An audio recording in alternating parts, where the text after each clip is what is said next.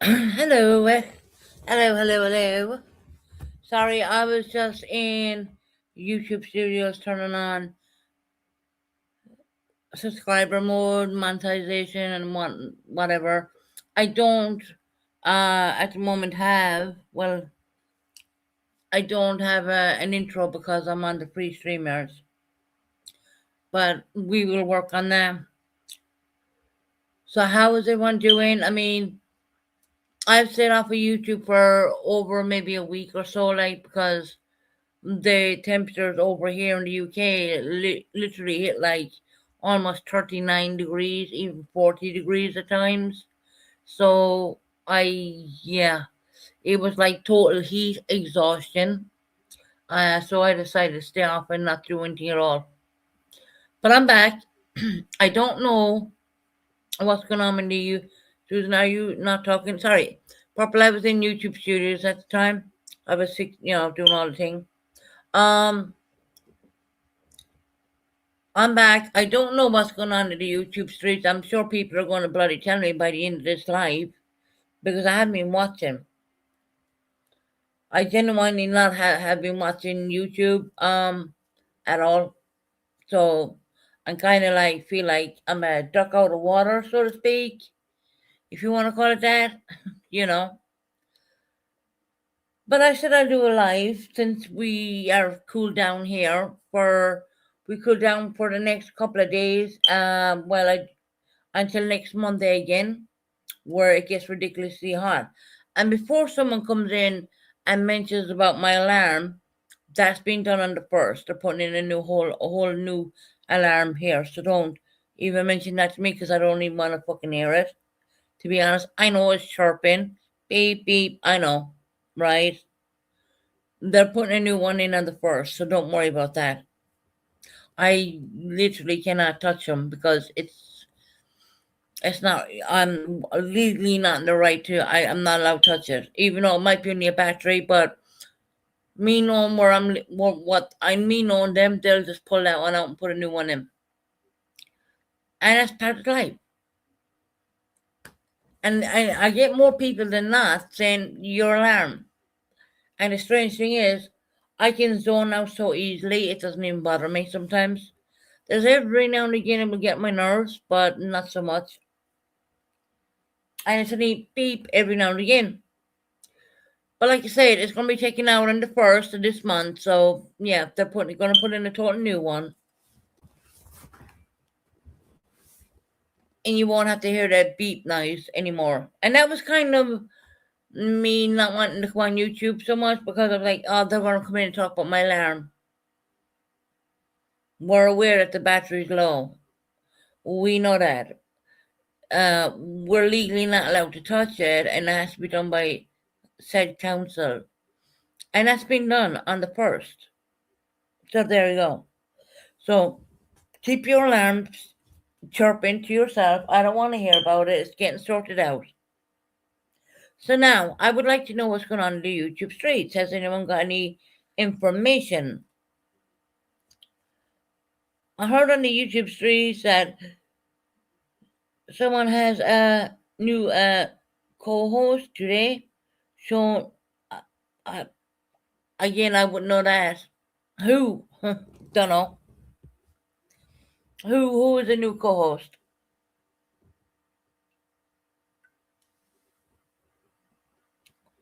And I would like to say everyone welcome in. Hello, Purple. Hello, Jen. Hello, everybody. And if you're not subbed up, you can't come in. And I'm not inclined to highlight comments unless they're, you know, I'm not. Rhymes with turtle. Oh, you mean what, Purple? Purple is a new co-host.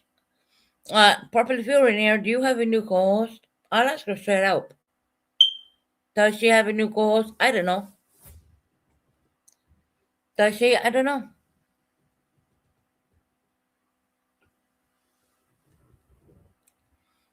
I'll ask her straight up. I mean, I have no problem with Purple. No, there you go.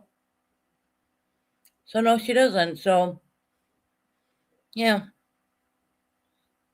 Although I would say this, I'd love to see Heidi back on panel. Heidi was Heidi was fun. Your Purpose co-host freestyle, cool. But Purple says she doesn't have one. But if you Kate come up today. All right. Hey, little Devil, how you doing, lovely? Um, if Kate can come up, I mean that's great, Purple. I didn't get to tune into that live. Hey, Steve, how are you doing? I didn't get to tune. I didn't get to do anything because I mean, honestly, I know the American people, you have AC and you like aircon. Like I don't mean AC as in the shit show. I mean, you can cool down your homes, but when you're up at like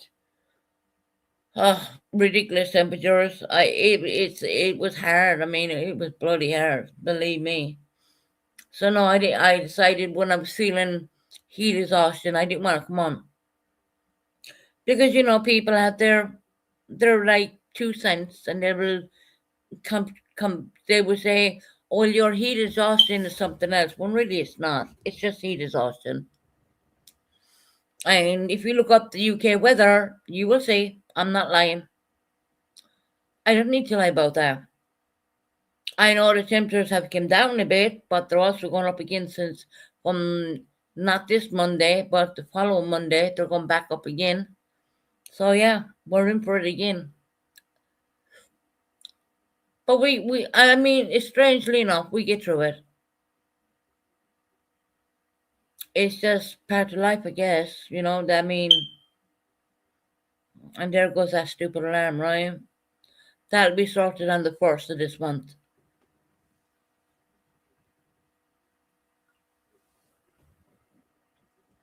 Yeah, I really need to start coming on a little bit more than I'm coming on. But going through that bloody heat wave, there was like, I was like, yeah, not doing it. It literally, I wait until the evening time to do everything what I need to do in my home. When the temp, but even at that, I mean, it was just horrendous. Um, yeah, have a killer migraine today, so I'll be listening. Okay, it's like that here. It's like that there where you're at, little devil. Wow. Well, it's cooled down to about 26 right now here, and from next Monday onwards, it's gonna go right back up again. You guys have AC. We don't have anything to cool our backsides down. Plenty of fluids. You know what I mean? Refrigerate everything. But the funny thing is, you get through it. It's just like everything in life. You get the hard knocks, and you go through it. I've been following this case about a lady called Mackenzie Shirilla, and it's 32 degrees. Wow, my God. Yep, that's hot, right?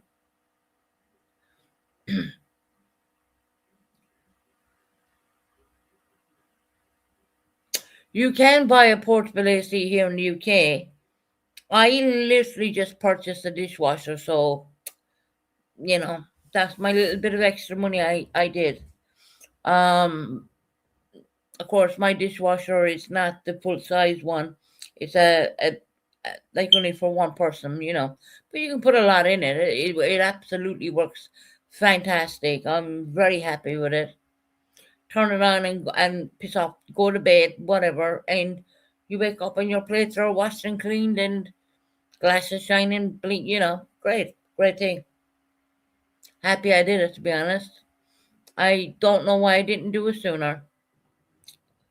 The migraines, the heat is going to cause you migraines because that was kind of doing it to me as well, little devil.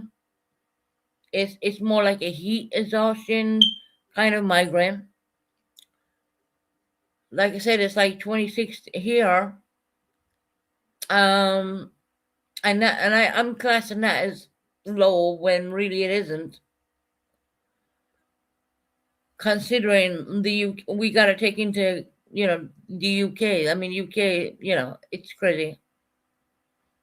Yeah, just keep drinking plenty of fluids, and if you gotta lay down, you need to lay down. Simple as. Because I know I did that. I laid down quite a bit because I just couldn't. I couldn't with the heat. It was just, yeah, it was too much.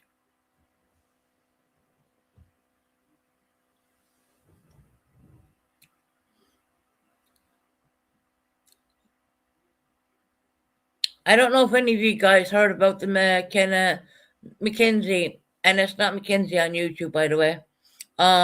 Mackenzie Cheryl case where she decided to unalive two victims in her car, and she got 15 years to life in Ohio, I do believe. And I don't know, I've been deep diving into that case, and it's horrendous. It's genuinely, literally horrendous what she done. She was 17 years old at the age of the crash, but it turned out that she planned the whole thing. Yet me and my ice pack and my best friend, yeah, yeah, just little devil do. You're getting headaches because it's the heat on. I had the same problem, and all I could wanted to do was kept lying down, which is not a good thing to do. Yes, she is a wacko, right? Yeah. So you did hear of the case, right? And she's that happened in Ohio. It just blows my mind how someone could crash a car 100 miles per hour into a wall and only hit the passenger side. Very calculated in my book. I have been deep diving into that because I couldn't go live because I was just so heat exhausted. I didn't want to go live. So what I kept doing was taking my computer, bringing it into my bed, and just, listening to interview upon interview. I did. I watched the Netflix doc as well. Now that kind of gives you an idea what she did, but when you start deep diving in on YouTube, you're gonna find a hell of a lot more. Yeah, it's very interesting, Devin. So if you decide to do 100 miles per hour, I think the maximum impact of that is about, God forbid, should have been instead. I know what you're saying. The word. I'm not gonna say it out loud. Instead of in concurrent. Yep.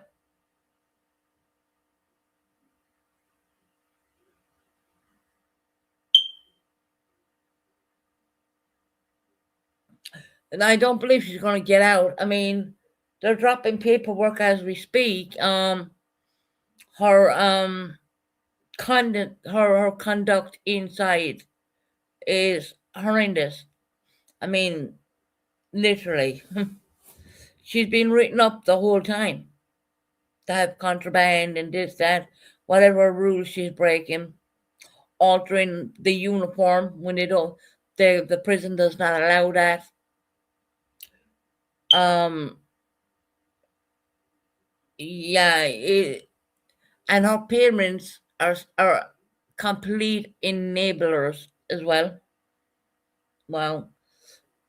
Oh, my daughter wouldn't do that. Oh, really? Yes, she fucking did. She did.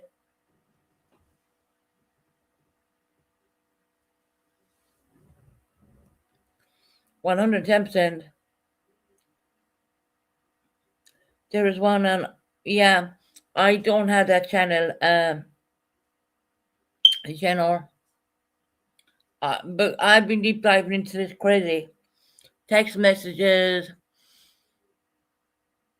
It's very much,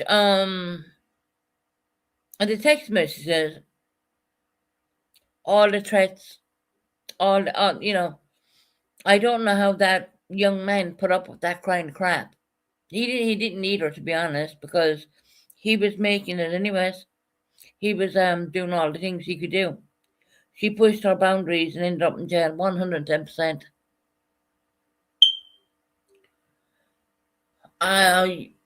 It's just mind-boggling why someone would even attempt to do it, and not give a damn about the passengers in the car. Because when you're driving, the people in your car are your responsibility as well. None of the two young men had seatbelts on, but funnily enough, she did. And she was known not to have a seatbelt on. It just, little things like that stand out.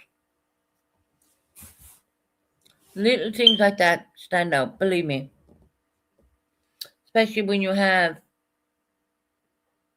someone like her. And I do believe a fight. I do believe a fight started in that car. She was a huge manipulator towards Dom and her parents. Yes, 110%. Completely agree with you. Completely huge. I mean, the way she manipulated Dom and her parents was unbelievable. Unbelievable. I've never heard of a young person at her age. Daddy, will you bring me up warm milk? What? Excuse me? What? Daddy, is it okay if I smoke weed? What? You're 17.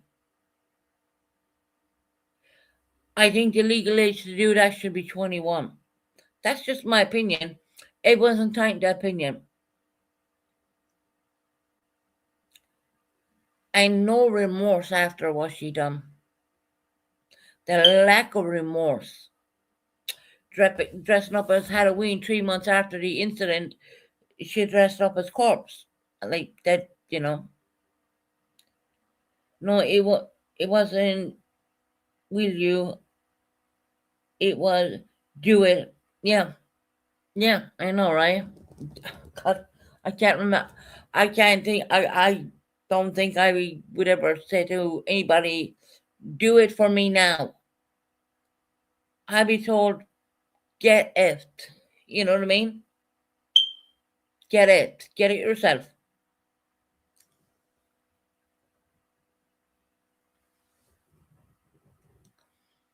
I don't know. That case has grabbed my attention.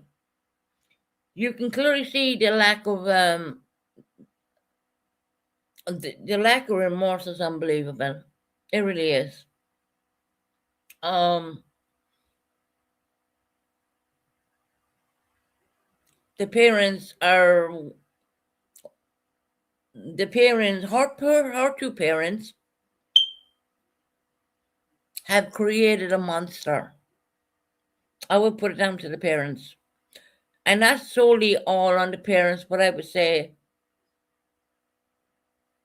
60% of that. Get me more milk. Do this for me now. I'm gonna stomp my feet if you don't do it, kind of thing. Um, they don't believe in punishment. They didn't believe in discipline. They didn't believe in any of that. I don't know any parent who would allow their daughter sleep in a man's house who is 20 years of age. A 17-year-old sleep. Yeah, okay. Yeah. Maybe I'm behind times. Is that me? 17. Parents said, oh, the boy wasn't hurting for money. Okay.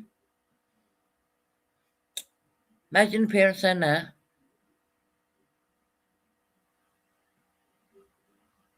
Truthfully, what I'm gonna say on this whole, because I deep dive into this because I had nothing else to do in a heat wave. I hope she rots in prison and I hope she never sees the light of day. She took two people, not just one. She intended it to be one, which we all know was the boyfriend called Dom. But there was cargo in the back, so to speak. And That was Davion, which I'm going to name him, like everything else. He wasn't just cargo, he was human life. But in her world, in her head, she didn't see it that way at all.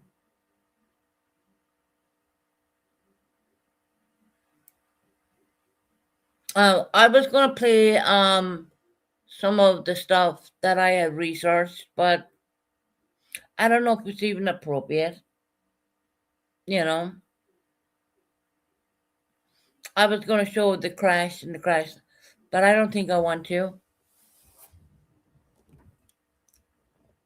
Because when you see that car doing 100 miles per hour, there is two people in that car.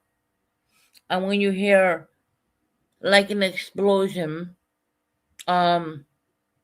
you know people are losing their life at that point. So I'm kind of leaning on it, not showing it. Now it's free game. You can show it. You know, it's not like you're going to get a strike for it because you can use it under the Fair Use Act. But I don't know if I even want to say it. No, it wasn't. Will you? It was do it. She never asked. She ordered 100%. I totally agree with you, Kerry. 100%.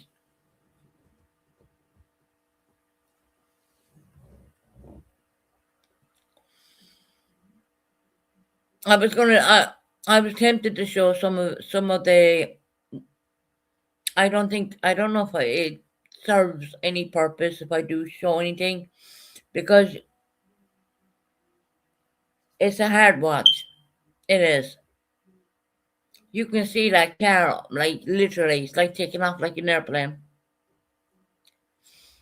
Yeah, and the whole front of the car is how convenient that it hit the passenger side. You know what I mean? She did not go ahead on.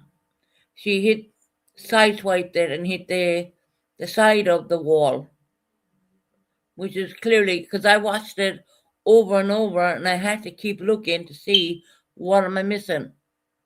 You can clearly see she hit half the side the passenger side in.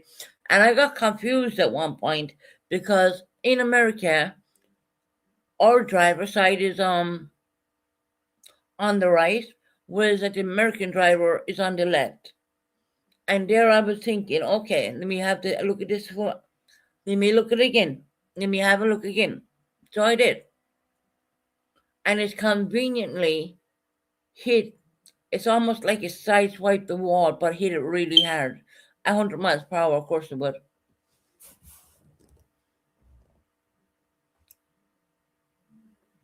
So yeah. So I'm tempted to show a little bit of footage, but then again, I don't know if I want to because it's a hard watch. Like I said, it's not for everyone. It's on for those who haven't seen it, and if you have Netflix, it's called The Crash. But you're gonna see limited things on The Crash. But when you go to YouTube and start researching, you start seeing a hell of a lot more. Trust me. It's all on YouTube. It's all out there. You're gonna see a hell of a lot more on there.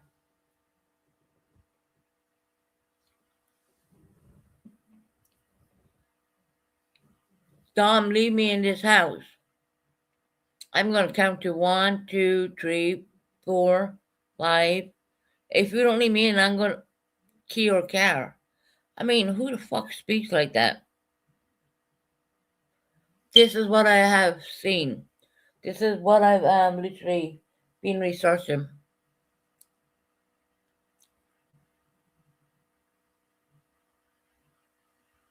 Crazy.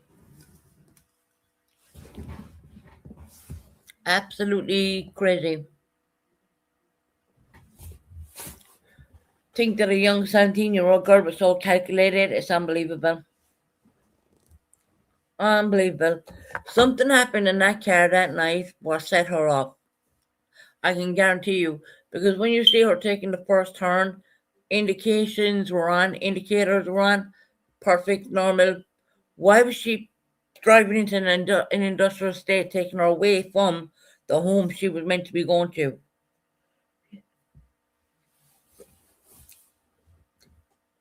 Something set her off, and she literally went for it.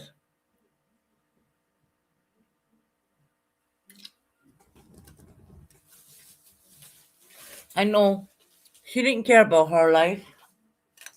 She didn't care about anyone.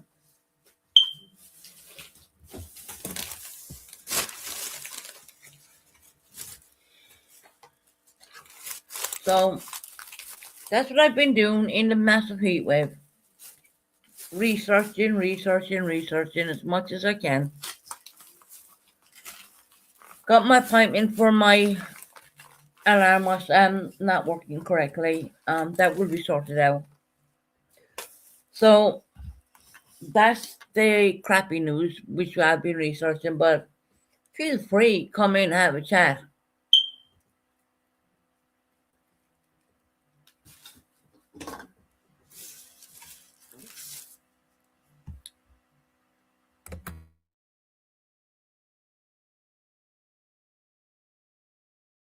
Feel free, come in, have a chat. That's just something I'm glad. Terry, I'm glad you were researching too. You were looking up there, and I don't even know where Ohio is because apparently, when you go in front of the parole board in Ohio, they normally refuse you, and that's she's doing 15 years. Then she can go in front of the parole board, and they will probably say no. But what's coming out nowadays is all her misconduct. And I want to mention this young girl was on OnlyFans as well, right? Making money from that. Wow, you know, 17-year-old girl letting on she was older and she wasn't.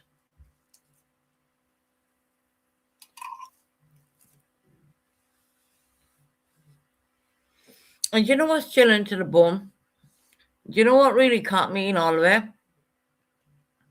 The lack of remorse. The lack of not giving a damn, you know? The lack of, it's almost like when you watch what's going on and you're researching, it's like she's tone deaf. You know what I mean? It's like, do you understand you just unalive two people and you are trying to get brands to endorse you, you know? So that's kind of what stood out to me quite a bit. The the tone deaf. And even the parents, they were the same. And the mother with her crappy speech when the sentencing time came along, man, the judge kind of ripped her a new one.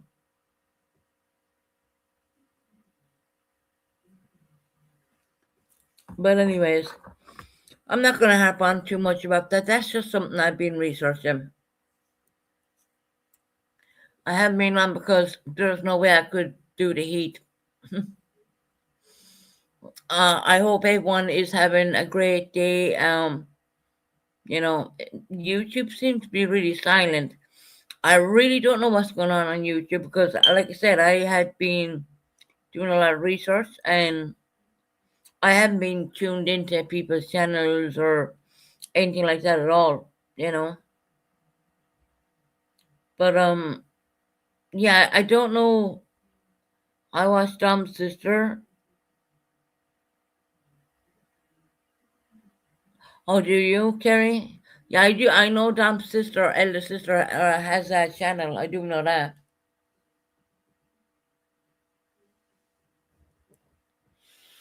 And she said she did that. She did that channel because she was sick of the lies being put up, more or less. And I could understand. You know, I understand that. I mean, if that was a family member of anybody's, I mean, and people are putting out lies, I mean, you are going to want to kind of correct that. I do get it, but yeah, I did hear that Dom's sister was really good. I mean, she's straight. I do believe that they're an Italian family, which are known to be very, strong people. But not that, not. I'm not saying that people are not strong, but they that particular family are very close knitted family, more or less.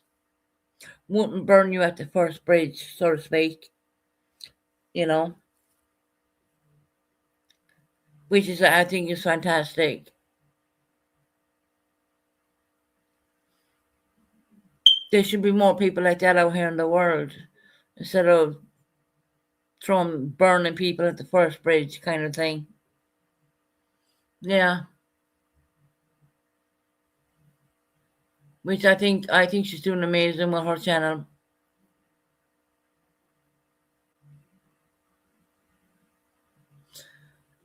But anyway, other than that, I mean, I don't know what's going on in Purpose. I heard KK was only because Purpose said in here. I heard KK was on our panel, which I think is very nice. When I heard someone saying that Purple had a new co-host, I was like thinking straight away maybe it could be Heidi. Don't see anything wrong with that, even if it was. I don't. It's like this and everything else. I don't have for time to have bad beef with anybody. I don't really.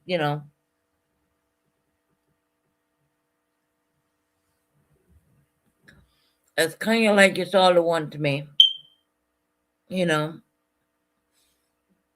YouTube is YouTube is two things in my eyes. It can be very toxic, or you can make it less toxic and try and get on with things. So I kind of see it both ways in that way. But I genuinely need to get on here a lot more than what I'm doing to get my following back up. Of course, that's my fault because I have not been coming on. But then again, I mean, the temperatures we had over here, I mean, there's no way. You know what I mean?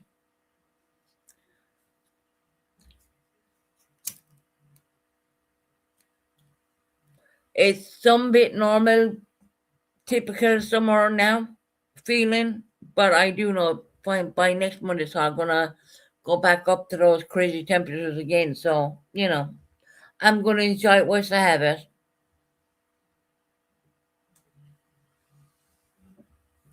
And when I say that, I mean the low temperatures.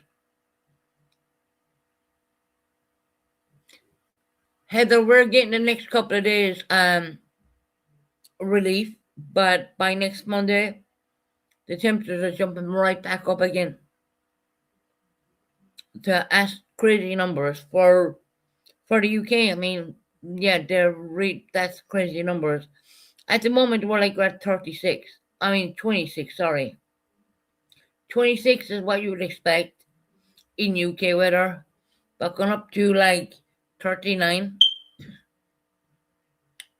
That is really extremely, very badly hot. So I didn't come on YouTube because of all that, and the internet was glitching. Yeah, my house phone went down. Things like that started happening, and it was because of the weather.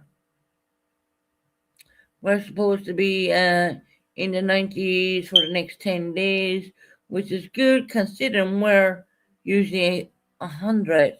Wow. Yeah, but Heather, you're in California, aren't you, hon? The UK normally don't get weather like this, trust me. And I was checking up the weather forecast, and I was like, okay, lovely. Our temperatures are dropping. Our temperatures are dropping. 22 in Newcastle. Yeah, but that's pretty nice, you know. That's nice, you know what I mean? That's like you can sleep at night kind of thing. But when you're up there like 29, 30 degrees and you hear what's going on in London, electrical fires on the buses and the buses breaking, coming, going on fire because of the heat. I mean, okay. I do believe inside London, as in inside, their temperatures were like at 40 degrees temperature. I don't know what that means in Fahrenheit, so please let me know if that means 40 Celsius. So I don't know what that is in Fahrenheit because we do Celsius over here.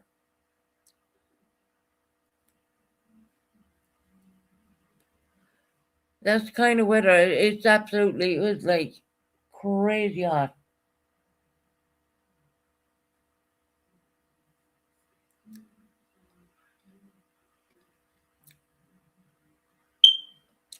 Oh my, please forgive my friend, the Mr. Alarm. That Mr. Alarm will be taken out on the 1st of this month. We're at the 29th right now. So what would that be, Heather? Oh, 104 Fahrenheit. There you go, girl. And this country is not used to them kind of temperatures at all.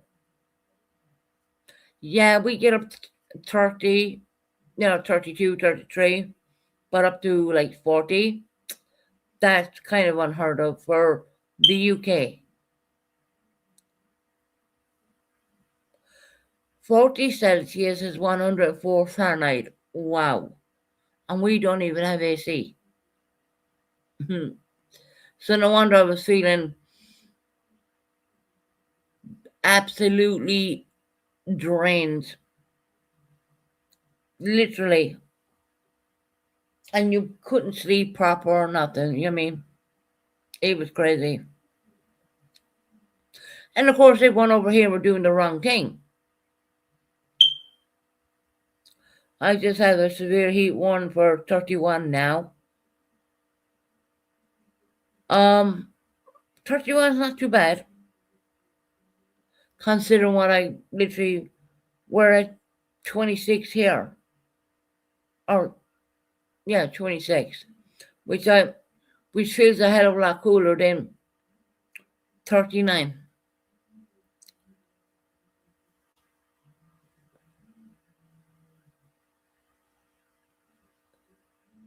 And what happens is then when you're not used to that kind of heat, you kind of get headaches and you can't sleep proper or nothing. It's just crazy. Literally. And my pool isn't ready. Oh, little devil. Your pool's not ready yet? Girl, this is time to get in the pool.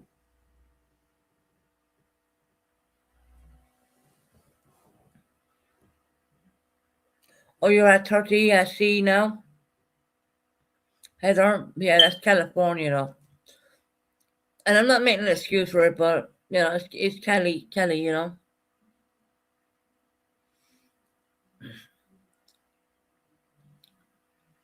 But I looked at all the weather for the following week, which comes to today is Monday, and I'm talking about the following Monday. The temperatures are all going to rise up again. I'm like, oh, how much more? I was told by someone very wise, enjoy it while you have it. But these temperatures are at a point where you can't enjoy it. You cannot enjoy it because it's too hot. You have a very nice breeze. Yeah, now when we were like literally at the highest, we had no breeze, we had nothing. No, I had no thunderstorms at all. None. I love a good thunderstorm actually. Doesn't bother me.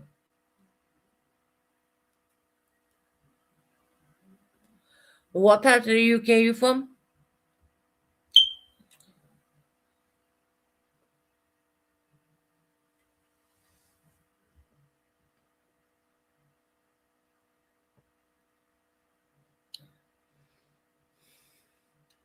So you have high humidity, which is, oh, you're from Newcastle. Okay.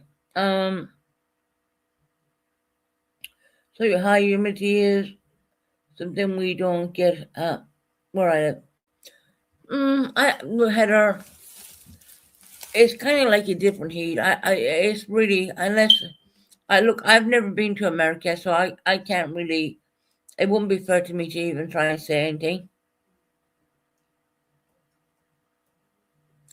I've never been over there. I'd love to go to America at some point in my life, but for a visit, obviously. But at the moment, I honestly, I really couldn't say anything like that at all. It wouldn't fair for me to even kind of comment on it because I really don't know. I'd have to go and feel how it is there and then understand the kind of difference. But I never got that opportunity, not yet, anyways. But I say never. You know,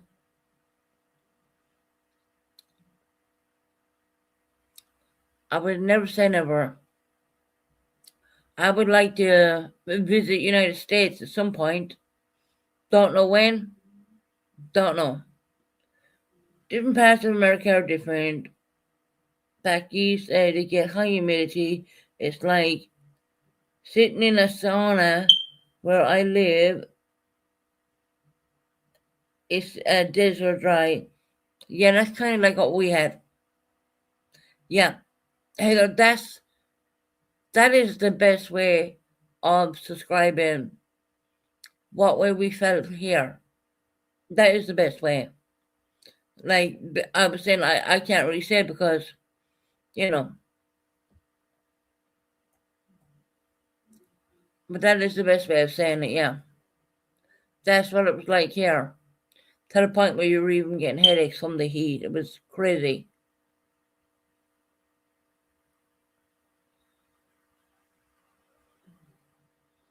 Ireland got a fair bit of heat too.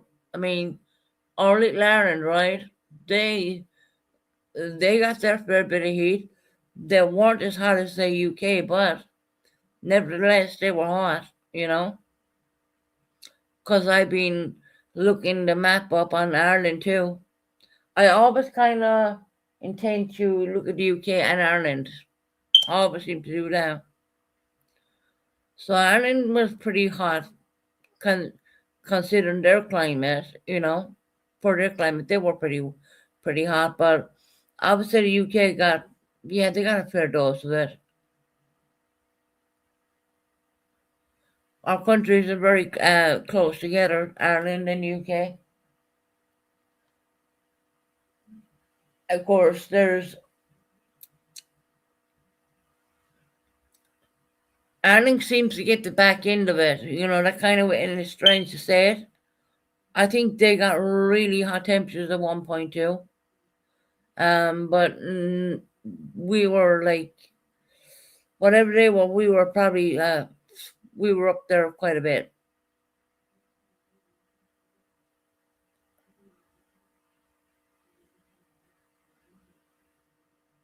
Our places usually, we are like to live hot. It makes you wonder, are we getting climate change or what? Because the temperatures in Ireland were pretty up there. For Ireland now, to be honest, the UK, well, hell. And of course, I do like to look up Ireland, because it's my home. That's my original place of home. Even though I haven't resided there in X amount of years, but at the end of the day, home is home.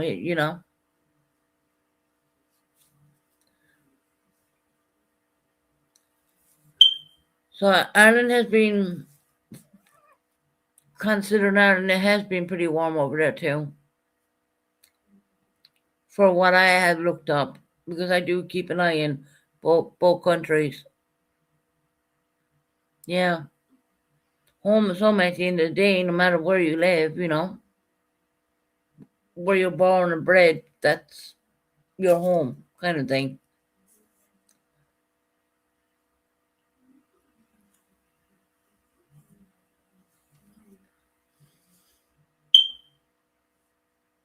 UK is like my surrogate home. I call UK home too because I've been here. My God, I've been here a long time.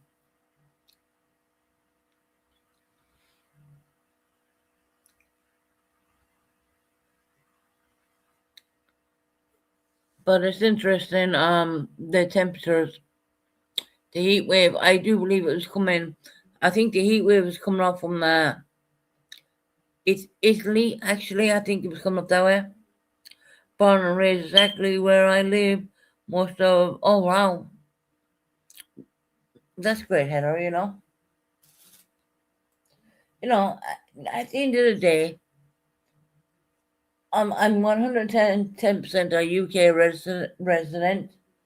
Uh, classed as a UK citizen, but there's always that part of me will always say, well, Ireland is where I came from. Which, listening to my accent, I mean, people call my accent muddled now, and I'm like, oh, I don't want to lose my Irish accent.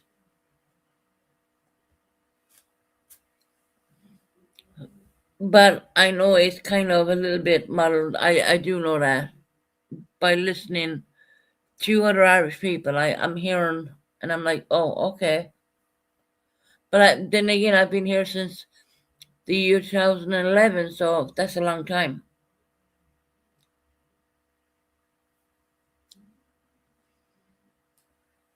But please, please, please come in and tell me what's going on in the YouTube streets. I've heard KK was on Purpose Panel, which I think is a lovely thing. Don't understand why anyone have a problem with that. It's not like KK hasn't been on Purpose Panel before. That's not anything new. You know, I don't understand.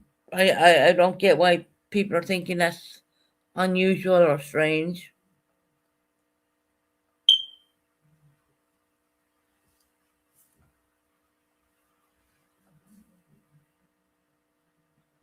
Not much new, Heather.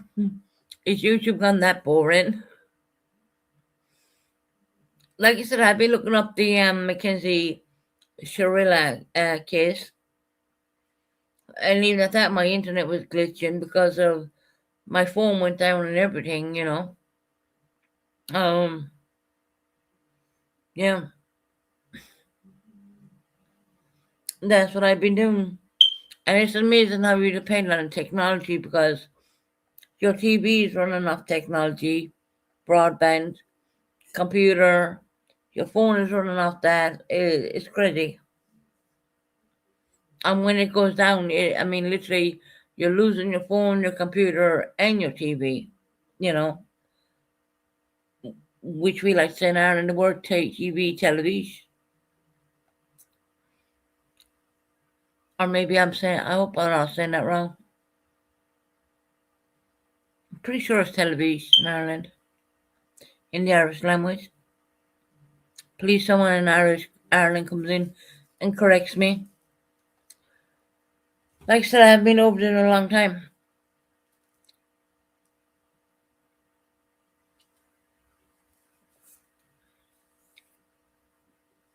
I could bring up more political news of what I've been looking at, but I don't know. Should I? Cooking me some lunch, Susan, but I'm listening. No problem, Heather. Not at all. It's not all about numbers with me. I know I haven't been coming on consistently, so I get it. Hey, new. Oh, lovely jubbly.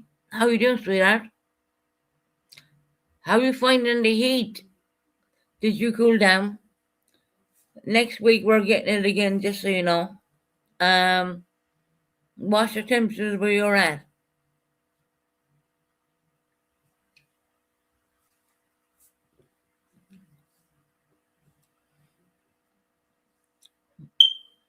I know the temperatures have cooled down quite a bit.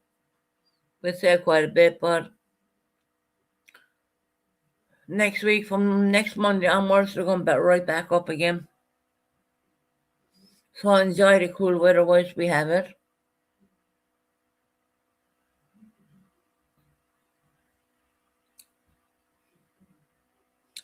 Interesting stuff. I was going to show the whole worse than 1976. You think? Oh wow! And not to mention they're going back up by next Monday. Not this Monday, the following Monday.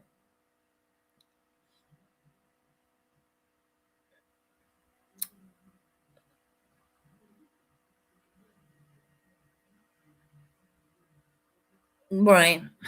My God, look. What was your temperatures where you're at? What? 38, 39?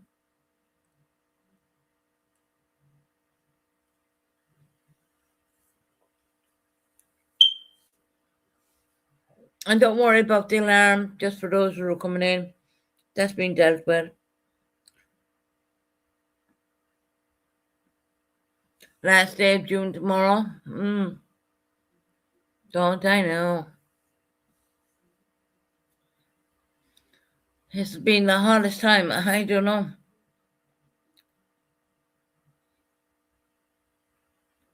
Oh, Purple, did you get new glasses? Nice. Nice, nice, nice. Oh, you were at like 28. Did you not get up around the horrible temperatures we did? Like, we were like at 39, killing ourselves, sweating like. If you want to lose weight, move over to UK. You're going to lose it. Just by sweating alone. You don't need to do anything. Oh, nice, Purple. Purple, you must show us your new glasses. My son has the most beautiful glasses as well. Absolutely beautiful. They make beautiful glasses nowadays.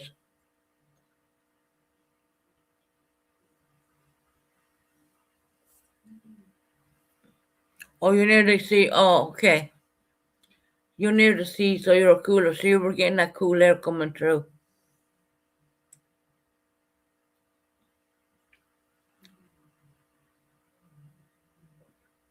Oh, you're not in the city? Okay.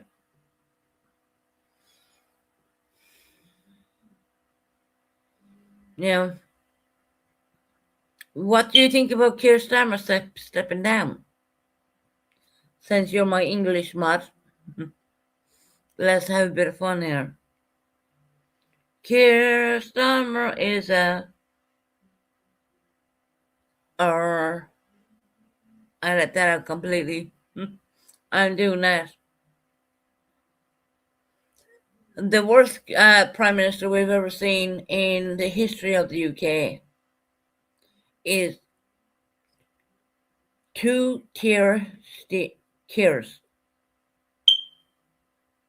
And if anyone's wondering what this two-tier mean, that's called two-tier policing.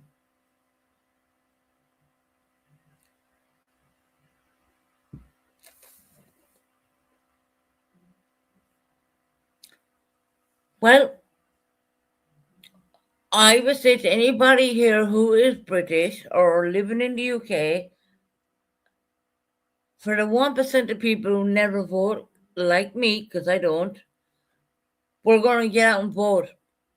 We are literally going to go out and topple this crap, and we're going to get out and vote. If you want your voice heard, I give voting cards and polling cards all the time. Hey, Dolly UK, how you doing? You glad he's gone? Another UK person? Keir Starmer is a or people on YouTube streets are complaining about the King Charles being okay. I don't want to say the last name. I understand what the last name means. Don't worry about that. He'll be out soon too.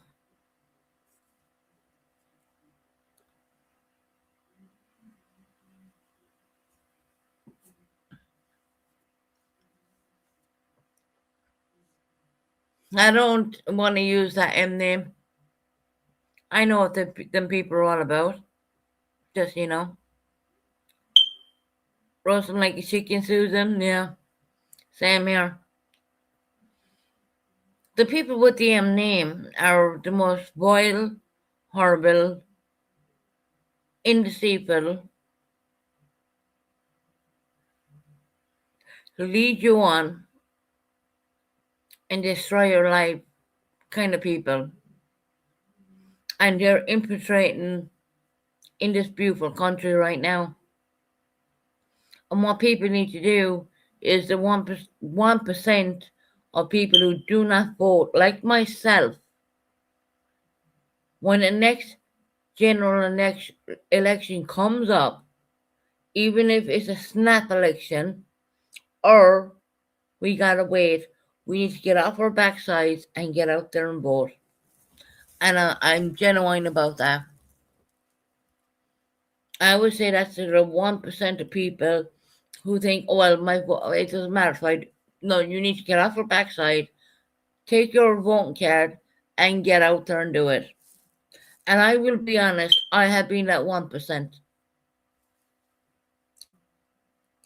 The monarchy went to SHIT, where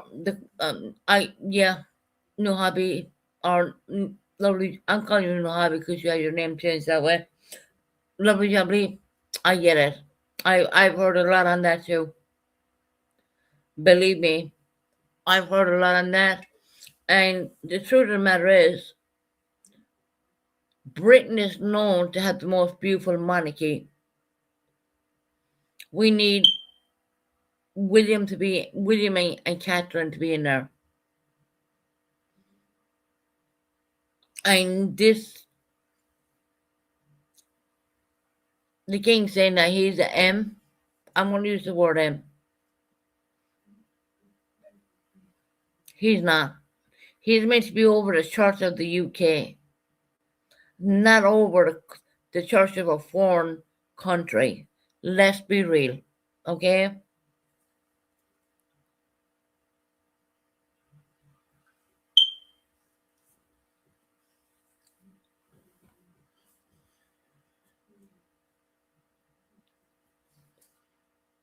I don't know. I gotta be careful of what I say because I'm on a live stream and I gotta be very careful.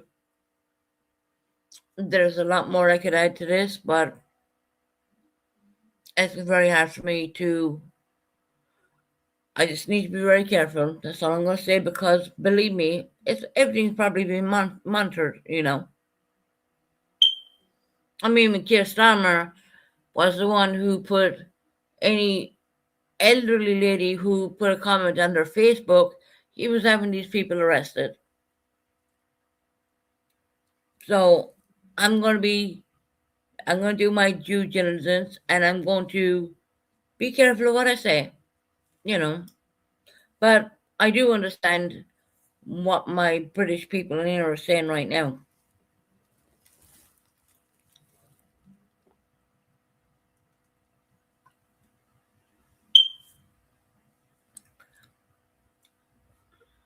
You can write what you want in chat.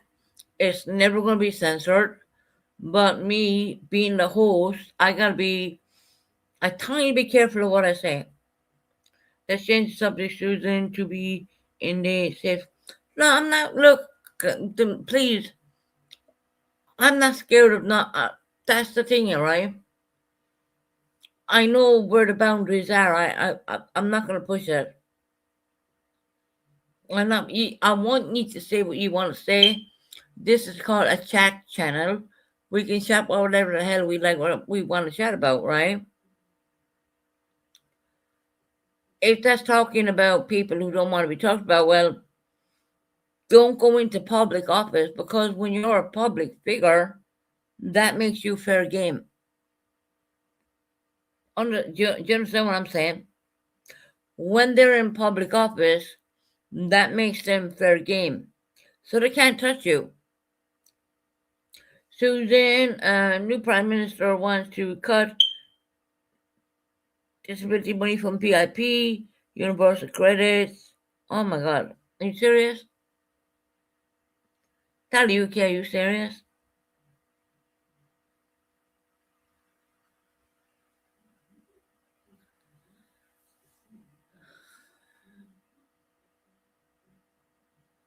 Hmm.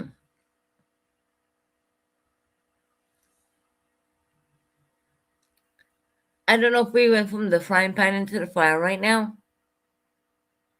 That's the best way to kind of explain that one. Yep.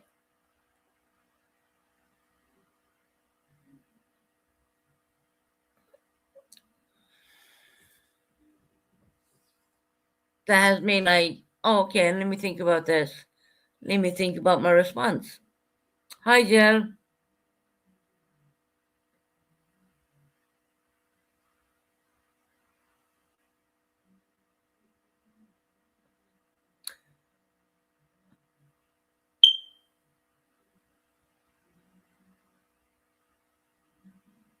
Mm. Yeah, me stuck there for a minute. I'm sorry. Right? You know, I'm very open minded to cut PIP from people who are fucking struggling and their universal credit. You fucking kidding me? Is this through what? But let's see what goes on, right? I'm going to go live just to piss this government off. I am going to ask every person who's the 1% who doesn't get up there and vote to bloody vote. And I'm one of that 1%. I really don't believe in politics. I'm not a politic, but I do believe, and I'm going to say this out loud, we're in the fight for our lives right now. We're in the fight to save this country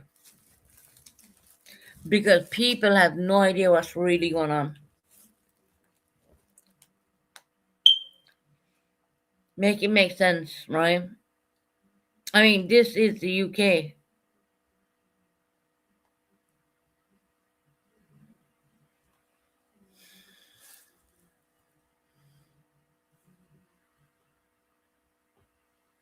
And now we have another W in who's going to be walking in. He is not a representative, or he is not the person who the public he's not a person who the public wants in office, more or less. He is just taking over Keir Starmer's place. So basically, there was no snap election, and he's going to go in there. And what's going to happen in the next couple of years is everybody's going to stand up and vote these people out, more or less. That's what's going to happen. Just watch. And if they want to take away from the disabled people and they want to take away from the most vulnerable, okay. What are you doing? Doing that so you can leave more boats in? Okay.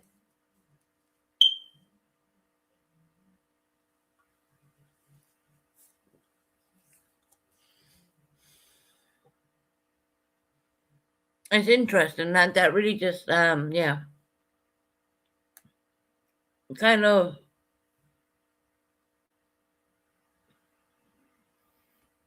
I kind of don't want this channel to go to like more of a political channel, but I will link up with other UK channels and I will do my damn best. And believe me, I do know a lot of UK channels. Like when we were doing the March of the UK could do a very much a wall in Calais.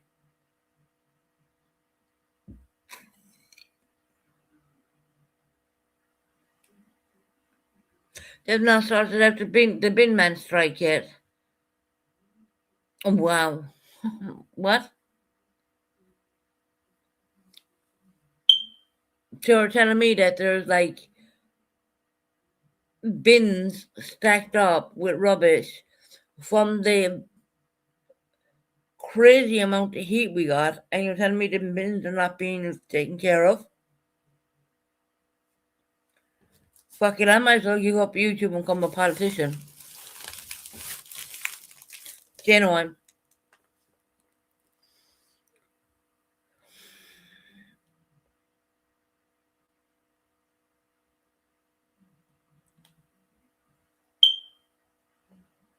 Hey, Daniel, good afternoon to you, my friend. How are you doing?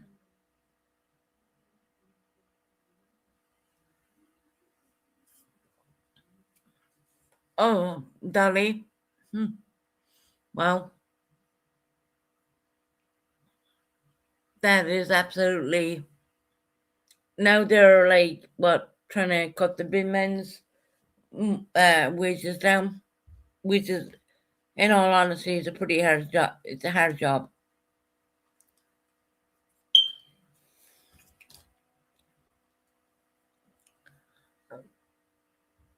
Kind of goes from one extreme to another, really, you know.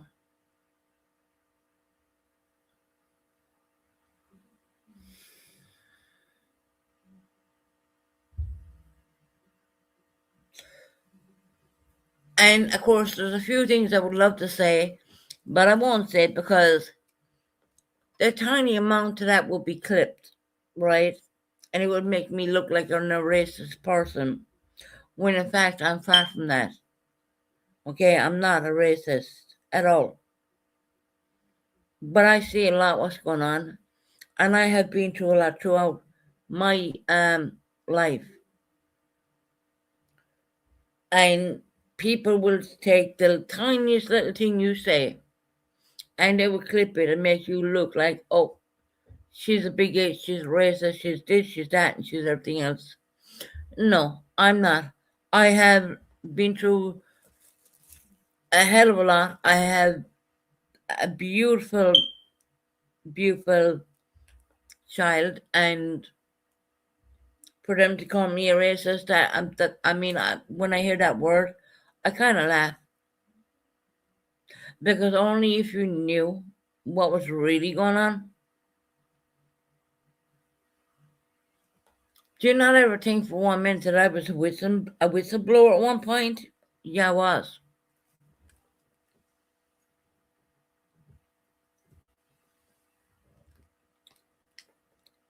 Perhaps when someone was obtaining a passport when they shouldn't have. Do you think I didn't call and report that? So even don't get me started. And this is not about race. Don't tell me the color of someone's skin makes a difference because to me it doesn't. You know, it really makes me mad. And now we're going after the people who are on PIP, who are struggling more or less. You know, people on universal credits, well, struggling.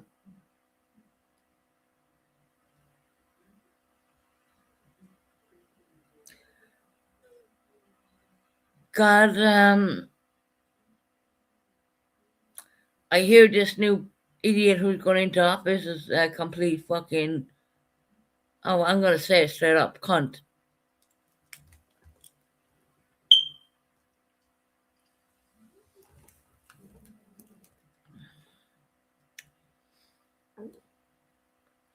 We have not picked up our recycling bins in over 12 months. What do we do to pay our taxes for? Wow. Over 12 months.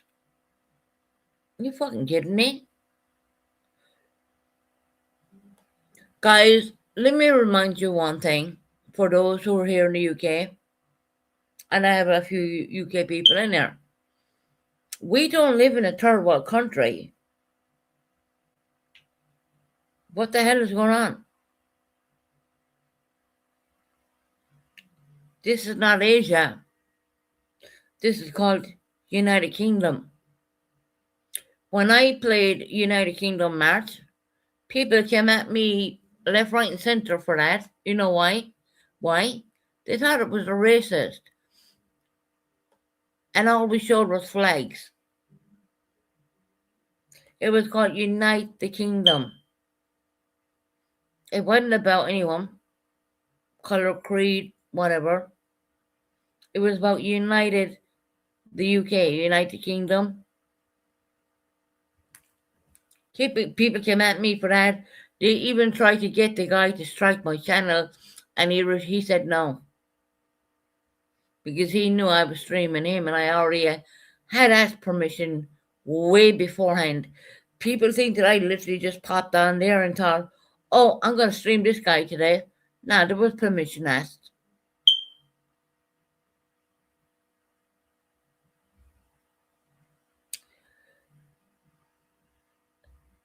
People were saying I was stream sniping.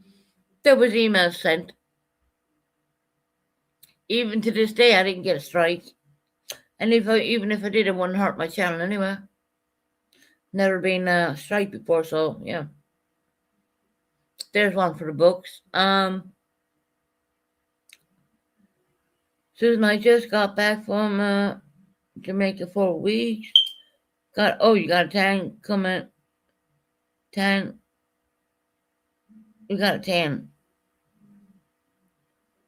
Come home to be told to go to what? Where you came from? Oh, hold on. I know what you're saying. You went to Jamaica, you got a tan for a holiday. You came back to your home, the UK, and you were told to go back to where you came from. Who the fuck in television, Dolly UK? Who told you that? I mean, seriously, I don't highlight jack shit, but I really want to know who told you that though. The border control, because they have no control of the border. Let's be real, right? Who told you that?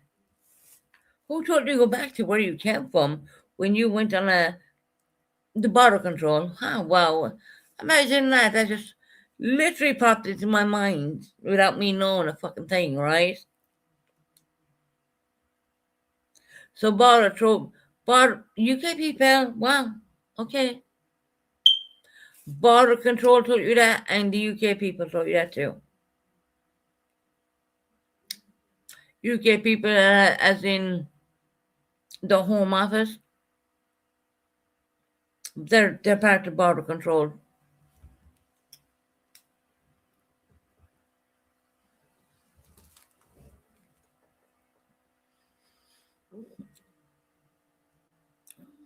You are born and bred in this country. Hello. You went on a foreign holiday. You got a 10.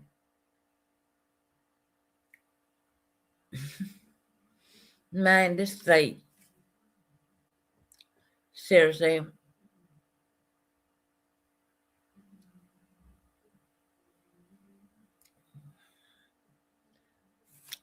It goes from bad to worse really when they're telling the road civilians go back to a country which is not even theirs when they were only on holiday.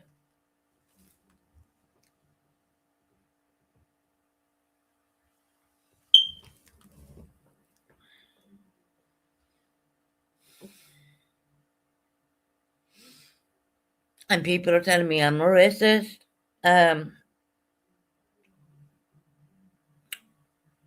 No, they thought I was a black and I was in the on the bus. Oh, okay. A black. Imagine that. And you probably have a proper British accent, right? No broken English.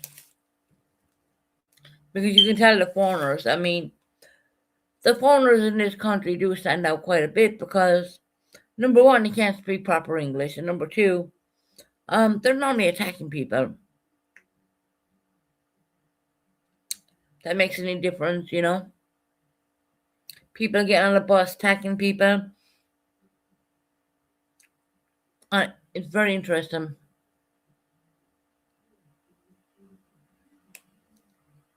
But to tell a UK citizen to go somewhere else when she can clearly speak proper British English is quite interesting. we must investigate that one. I can see this channel heading a kind of in a different way because I do feel in the next couple of years things are going to start escalating a bit. And I don't know what that's going to be, or maybe I do, but maybe I have a feeling. I do see what's going on. I do read. I'm hell of a journalist when I start reading stuff. I mean, literally, I will go to the deep end of finding out why. It's not about color, creed, whatever. It's about integration at the end of the day. If you cannot integrate into a society, you shouldn't be here. You shouldn't be here.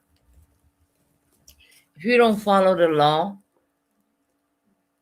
the UK law, you shouldn't be here. And I'm going to say that about if you can't follow the Irish law, if you can't follow them, you shouldn't be here. Why are you there? If you think getting on and waving some form of a weapon around on a bus, um, you shouldn't be here. And don't come at me because of color, creed, or any shit like that, because I don't want to hear it. I watched enough stuff coming out of, I would say, the heart of London about people waving things around who came off a boat. And it's not about even coming off a boat, guys. I do have empathy. But these people are never going to integrate. They're not. They don't come from this culture. How are they ever going to, hey, Rocco, how are they ever going to integrate into a society which is normalized? How? Please, someone tell me how that's going to happen when they probably can't even integrate into their own culture, and they probably did something.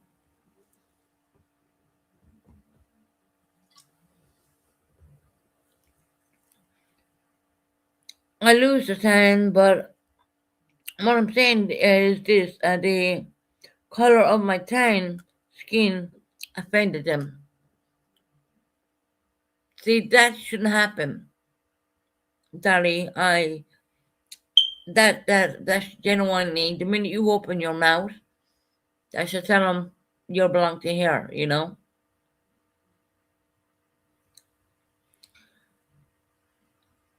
And I guess everyone's on high alert because there's a lot of hard things happening, guys. I'm gonna say this, and I want people to have a bit of a warning before I say it. I was literally reading up an article. Use your, please understand. If you need to click out now because what I'm going to say is really not that good. A 2-year-old was essayed by someone who came in off a dinghy. Now, I'm not being racist. That fucking article is out there, and tell me that's okay. The girl was 2 years of age, the young child, minor.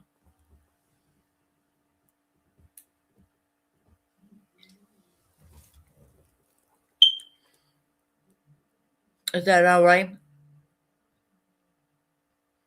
I just want the people, if they wanted to not hear that, not hear it. But genuinely, that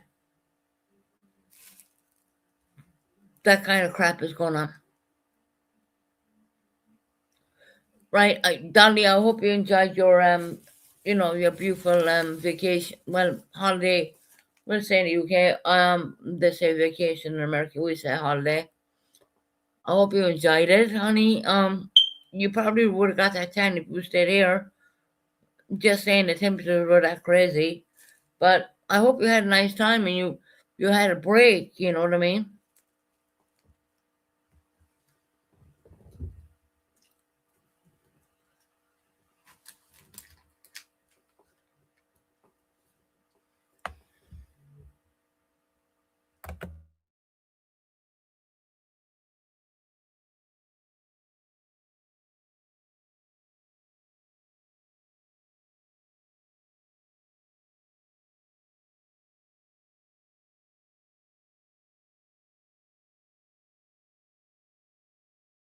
So, I'd like to know about the young girl, 2 years of age. Where's the outcry now? Funny that mainstream media won't cover it. You'll hear it. You look it up if you think I'm telling you lies. I'm not.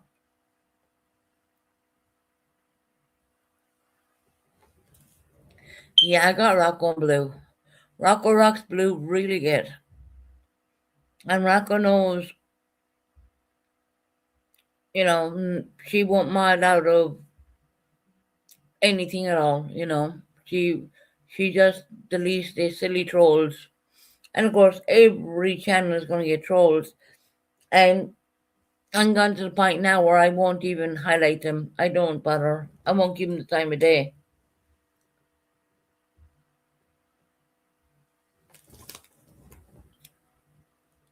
Hey, you Dealey Woofoo, how you doing, sweetheart?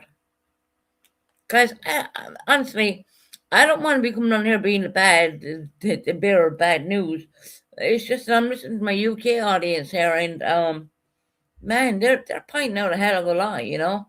And the thing is, I already knew it because I researched them. I knew. I heard about that young 2-year-old. I heard about the bus incident. Actually, I've seen, you know, the, the smoke alarm is going to be fixed on the 1st of this month. Today's 29th.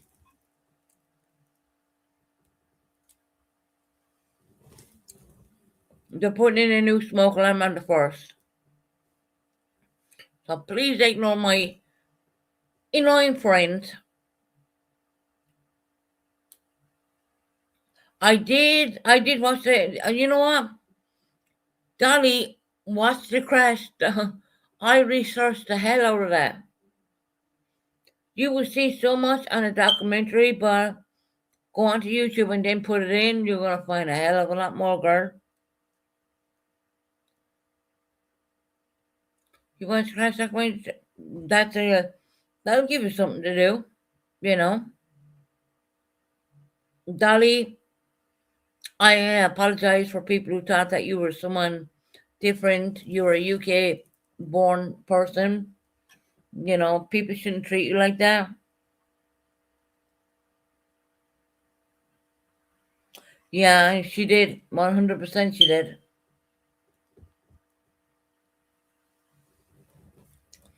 Yeah, smoke alarm is going on Wednesday. Oh, it's your wedding anniversary. Oh, little devil. Congratulations on your wedding anniversary, sweetheart. You know what? My conversation can go from a little bit of politics into a little bit of this and a little bit of that. But, that's just me being me. And I'd rather talk about what's going on. I want people to know, well, guys, this is what's going on. No one wants to hear about a young 2-year-old. No one wants to hear that kind of stuff. But this is what's happening.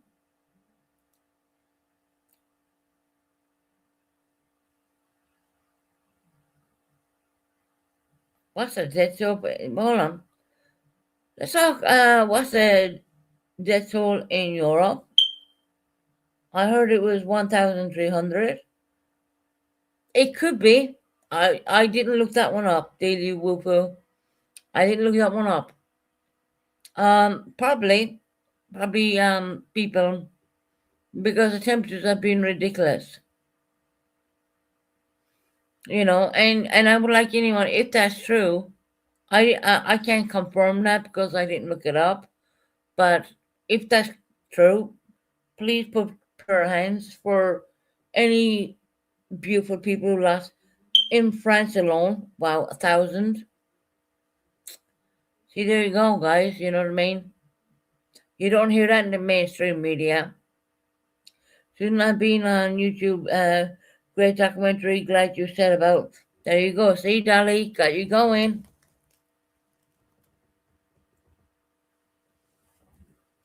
Dolly, you watch the documentary, now go and research it on YouTube yourself.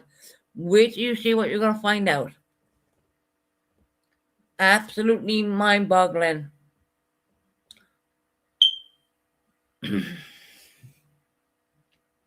Absolutely. You know, if I see something and I think it's a great watch, I will let my supporters know about it.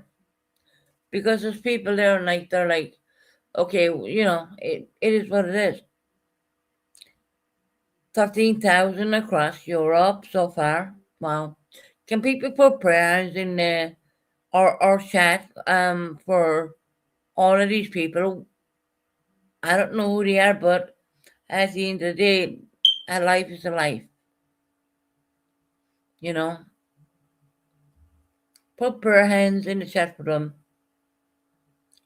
and that's because of the massive heat wave, which these countries are not equipped to really handle.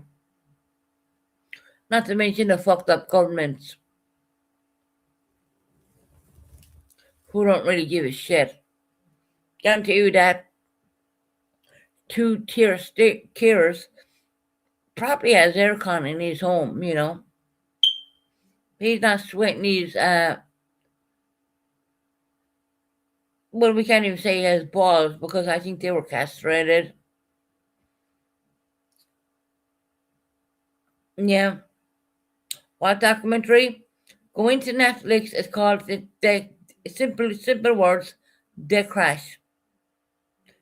Go look at that first, and then if you get your computer and research. I did so much research on it. She hit the wall at 100 miles per hour on the passenger side. She made sure she lived right. But look, I'm not going to spoil it for you. Just type in the word crash, The Crash. That's it.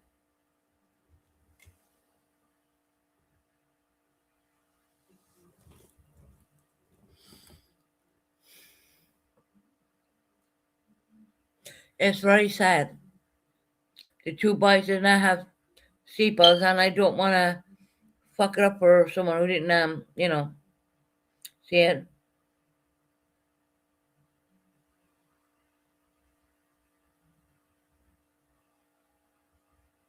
What's up with Rocco's Range, right? You're all commenting about Rocco's Range. Rocco is sporting blue good.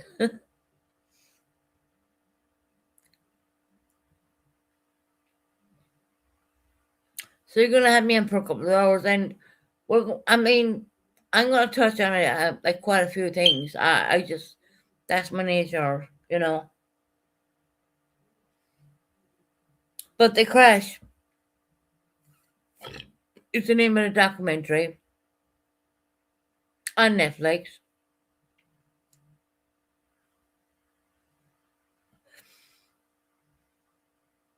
No Hobby or WW.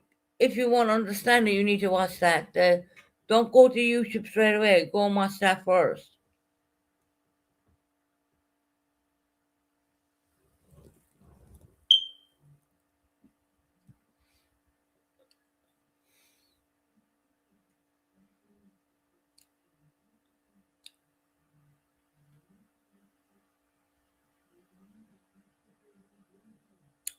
No, it's not anyone famous.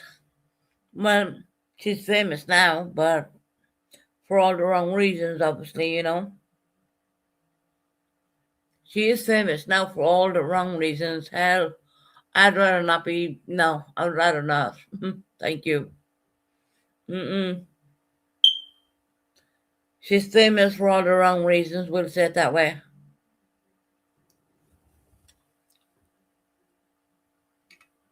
They let a lot out, and that's why I said watch Netflix first and then go to YouTube.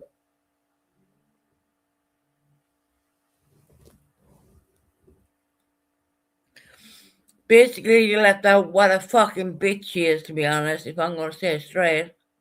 And of course, me being Irish, I'm going to say it straight. She's been a complete fucking bitch. Needs a good.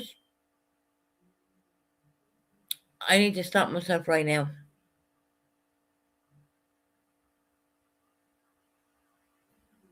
I would say only give me 5 minutes in front of her. After what she did to them two innocent victims. That's all I'll say there. So yeah, I'm gonna stop myself. Her thinking that she's what? Anyway, for those who haven't seen it, the name of the documentary is called "The Crash" on Netflix, and yeah, I'm glad I live in the UK and I'm not over there because you don't have to leave me 5 minutes alone with her.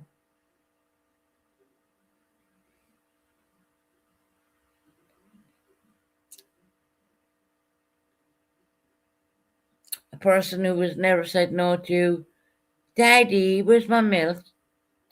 Daddy, can you bring up my warm milk? I mean, what? Hold on, what? Is is your hands retarded that you can't do it yourself? Hold on. You know what I mean? Sorry, but not sorry. There's a little bit of evil people out, a little bit. Damn. 100 miles per hour into a side building. I can't even say that's narcissistic. It's more than that. But look,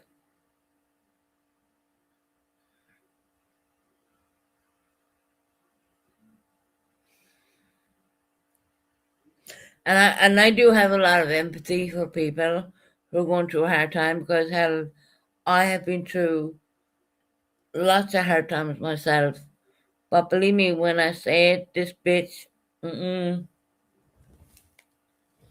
give me just 5 minutes. 5 minutes, that's all. She learned how to grow up very quick then after that one.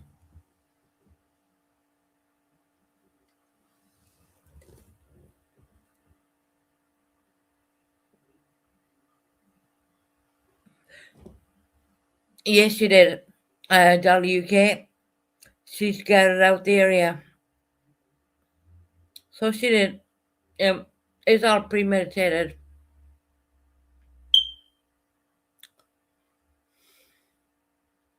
And it takes a really sick person to do what she done. You know, I understand breakups and I understand all that. Believe me, I have been through it all. It happened in America, yes. Only Jubilee didn't happen here in the UK. I'm like, oh, thank God, not mean that in a bad way, but anything, but there's so much going on over here. It's crazy. But it happened in Ohio, I do believe, in the United States. Yes,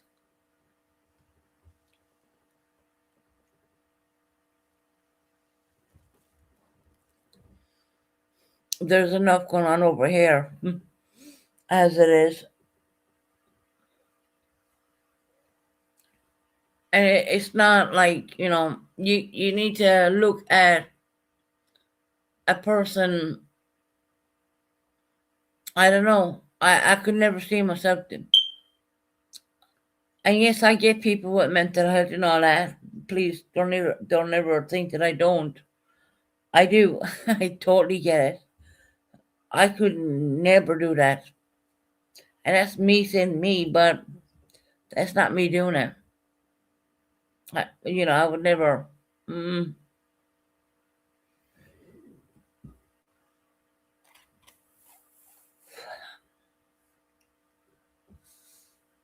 I can't.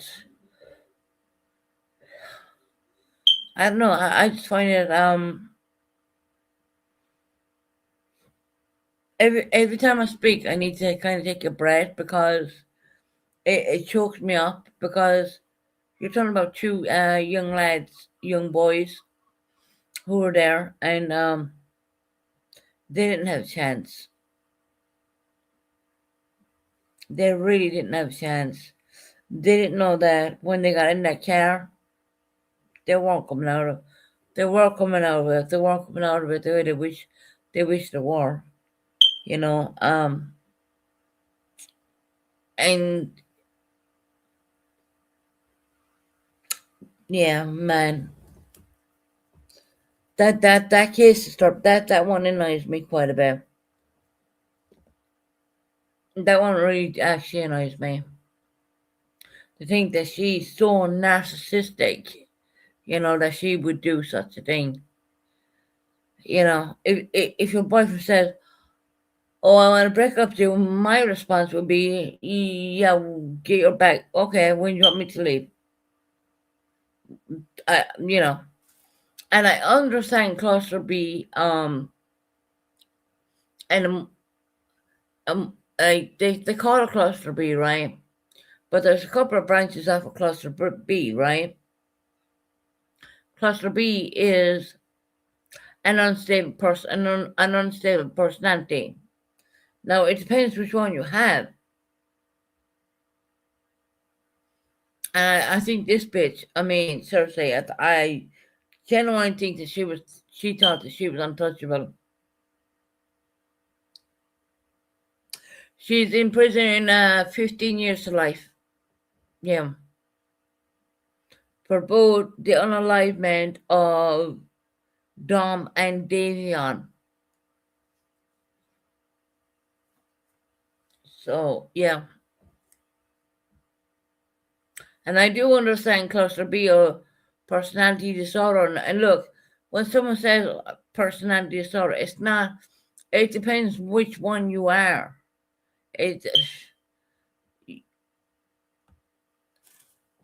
I do understand quite a bit.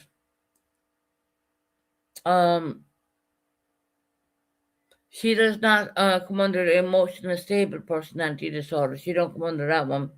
Because if she did, she wouldn't have done that.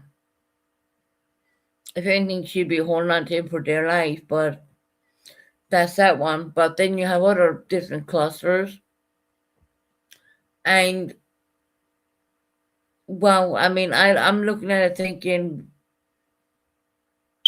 if the young guy said he's breaking up with you, leave him go. Leave him go. You're young. You can make it. You can do. The world is your oyster. You know what I mean? There's all different levels. There's all different clusters. It's kind of like, a kind of a thing. If someone says to me, someone says, "Oh, I'm breaking up with you," man, you're either going to take it really bad, as I did in my past. But it didn't mean that I was going to get a fucking car and put him in it and ram it through a wall. No. Wasn't like that. Never. But there's different, it comes under a thing called cluster B, I guess.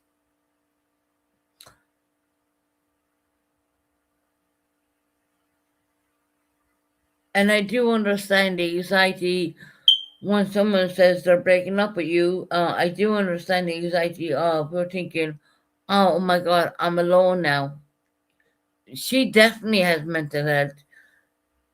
For someone to drive a car at 100 miles per hour into a wall, they 110% have mental health.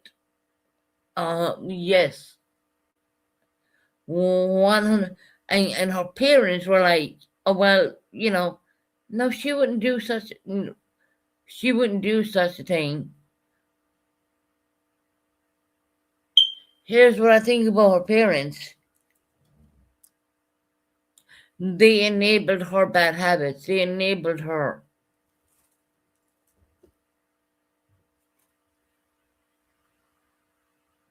I'm pretty sure if I said I was gonna ram something into the wall, I'd probably be told, "Fucking go do it already." That kind of way. But that's just a figure of speech. Don't even quote me on that. But that's just a figure of speech. But her parents like, oh my kid, it's guys. Take a look at the text messages. I mean, they're from 2020 to 22, I think, something like that. And there's like thousands of them. And it's all her demanding, all her, it's her the whole ways. Oh my god, she did the car. And yeah, she did survive. But clever enough and lovely jubbly, bear in mind she put her seatbelt on. Her passengers didn't. Why? Now you gotta go and 1 second. You gotta go and take a good look and understand. Go take what if you have Netflix or whatever, watch her. She doesn't never have a seatbelt on. But for that particular night she put it on. Yeah, okay. Kind of like me with my habits. I have my habits, and if they change, people are going to understand they changed. People are going to be thinking, oh, well, what's going on here now? You know, like my alarm doesn't shut the fuck up. And it's going to be replaced, obviously, but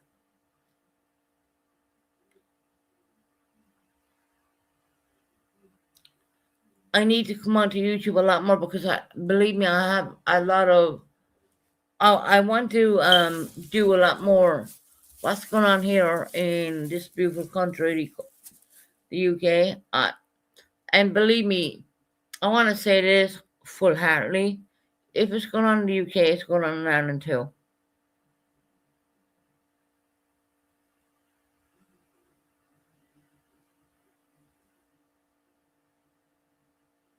Susan, you should research the case who killed a woman and cut her.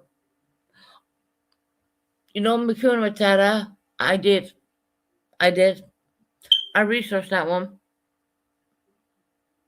She tried to give a friend of hers a cesarean section so she could say that she was the mother of that child, when in fact the little baby died from the shock of being removed from the stomach. Yeah, that's another one I'm gonna bring to you. I researched that one too. I did, Mikuna. That's a very interesting one, sweetheart.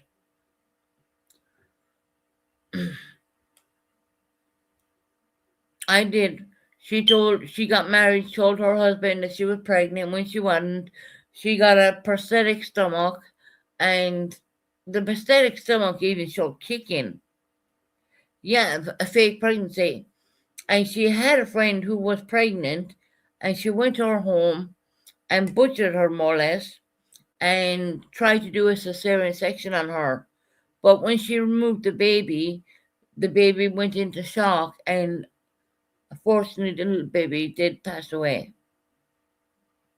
I will. You see, guys, I'm into all this stuff. Believe me, you be surprised when I go into crazy research them, and I'm like, okay, well, why? Yes, yes, I can bring you a lot of. See, to me, it's not all about having a drama channel. I can bring you so. I look into so much stuff; it's unbelievable. It's not the first time someone like that has happened.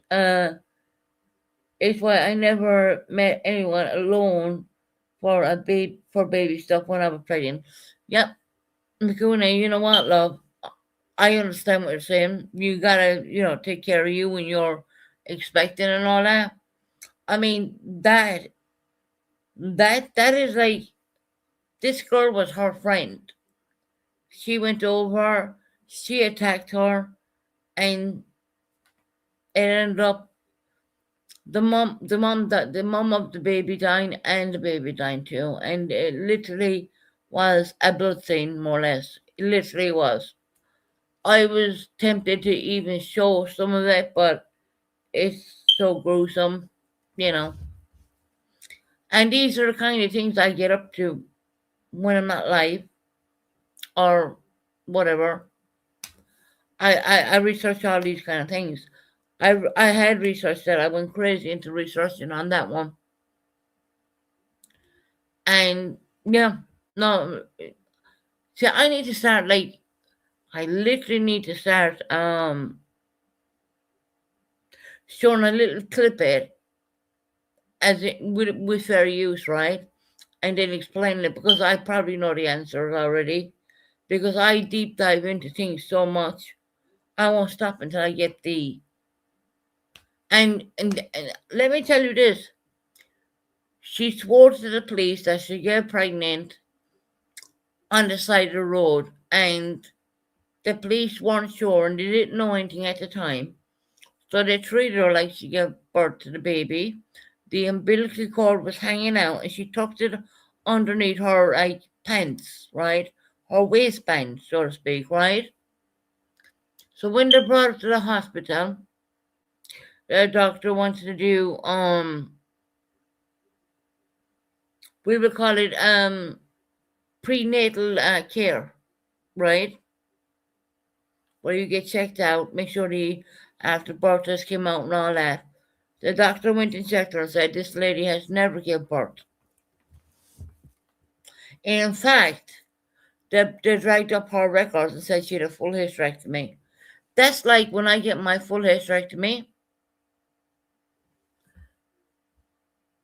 That's like when I get my full hysterectomy, when I do get it. Me saying that I give birth, that's, yeah. You're never going to hear me say that. Because literally, I'm done having kids. It is awful what she did. And is the only, she's on death row. She went, yep. Look, I mean, people are coming in telling me these stuff. I have literally, Makuna, you'd be surprised how much I deep dived into that one. I was stuck on that one for like at least 2 weeks. And it's so gruesome. I mean, I'm thinking, do I want to bring that to my channel? And,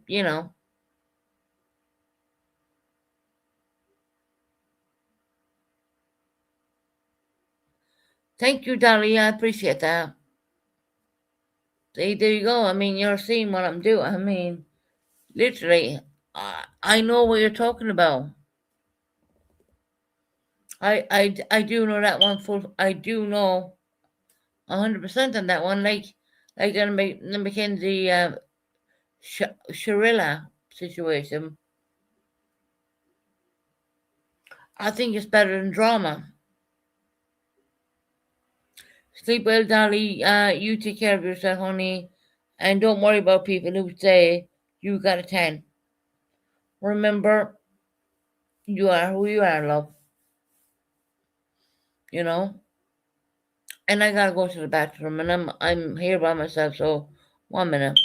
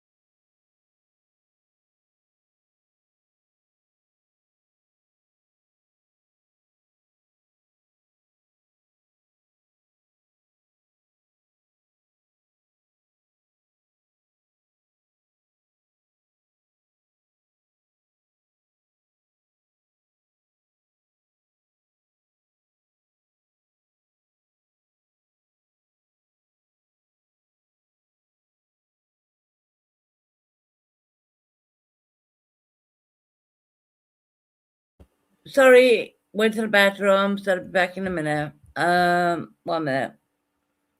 I have to go to the ladies' room. I don't have no one on panel with me, so yeah. Gotta go to the ladies' room now and again, guys. I'm drinking lots of fluid. But yes, I definitely did research on that lady. Crazy enough. Fucking hell. I don't know why I keep going to true crime, you know. I think I'd make a better channel if I was doing true crime. Once again, I researched that one too. And I was like, my God, are you like convincing your husband that you were. Well, she did have a prosthetic bump on, and even you can get bumps nowadays, and they actually, if you want them to press, if you press a button, they actually like make it look like the baby's kicking inside you, which is like wow, you know what I mean? But yeah, she fooled him something else, and to turn out that she did that to her so-called friend. You makes you wonder what the world is. Yeah, she did a complete, and it must have been. Look, I had two C-sections, right? I've never been put asleep because I had a choice: go sleep or not. I stayed awake, and I genuinely didn't really feel a thing apart from discomfort and whatnot. But get over that. You know, you're Irish. Get over it. But to think that someone would do that without major medication, I mean, yeah. And it was done in that lady's, I do believe, kitchen. And this is not me saying it. This is what really happened. And because she took the baby too quick, the baby went into shock. So, and the little newborn did pass away. And then she was letting on to the troopers when she was pulled over that she gave birth on the side of the road, which was all bullshit. So now, it's kind of crazy that Makuna Tara came in and said that because I already had researched all that as well.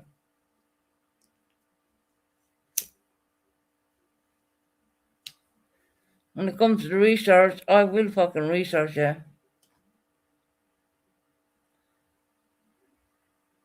Kind of like when it comes to the British establishment right now.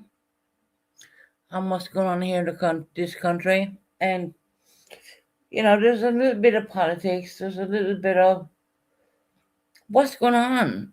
I mean, what in the world is going on with these young women who are doing these things? I mean, something somewhere is going wrong. Is it society? Is it parenting? What the fuck is it? You know, some something.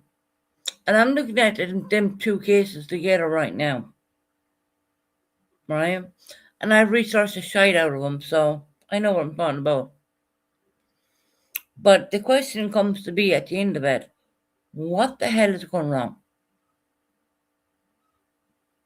Why does one person think that they need to birth a child when they obviously couldn't because they had a full hysterectomy?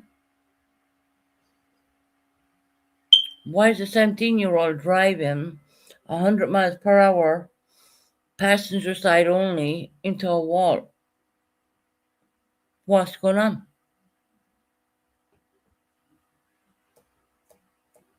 Once again, you know, what can I say? It's a very difficult thing. And believe me, I'm pretty sure a lot of horrible things were happening here where I live too. I'm not just saying, oh, America, America. No, it's not like that. No, it's not like that.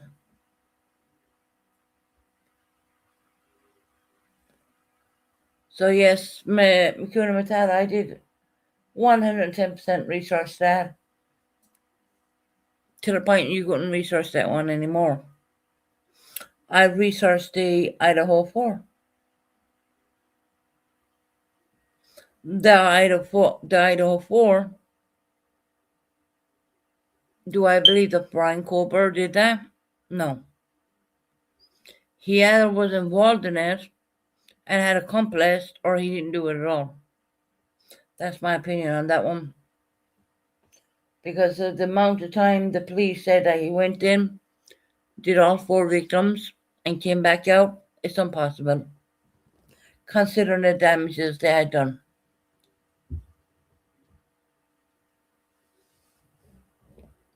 And when I say damages, I mean damages to each victim.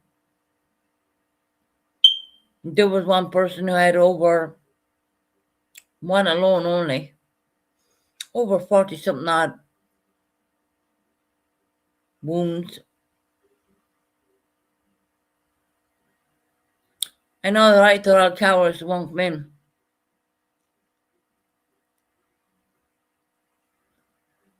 So yeah, I looked at the Idaho 4 too.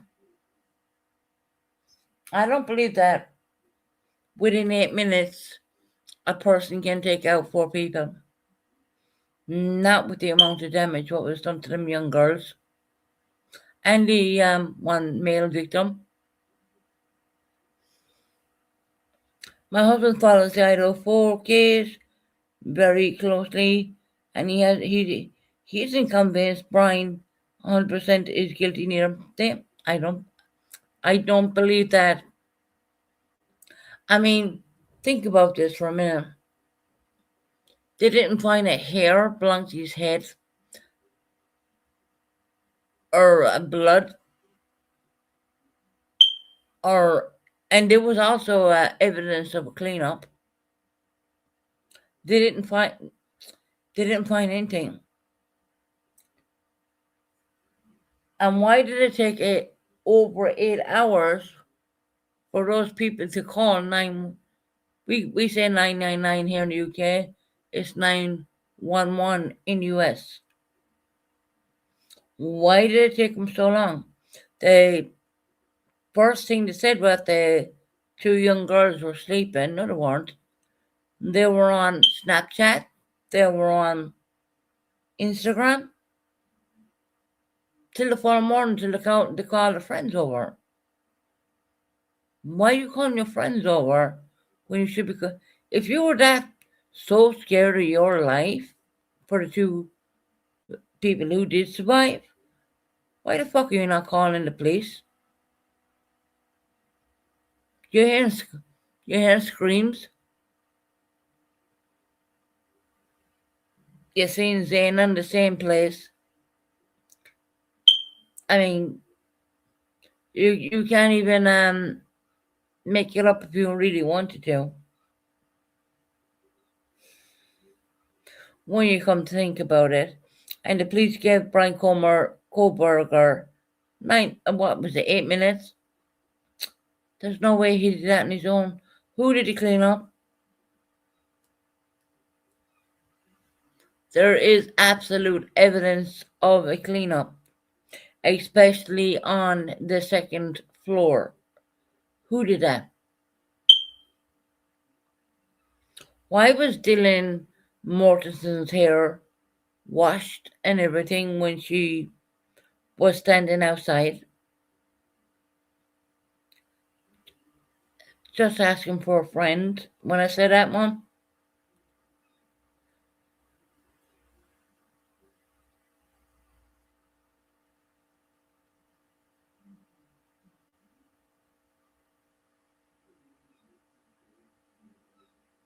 We actually have other cities coming here to help us support in our emergency and medical services.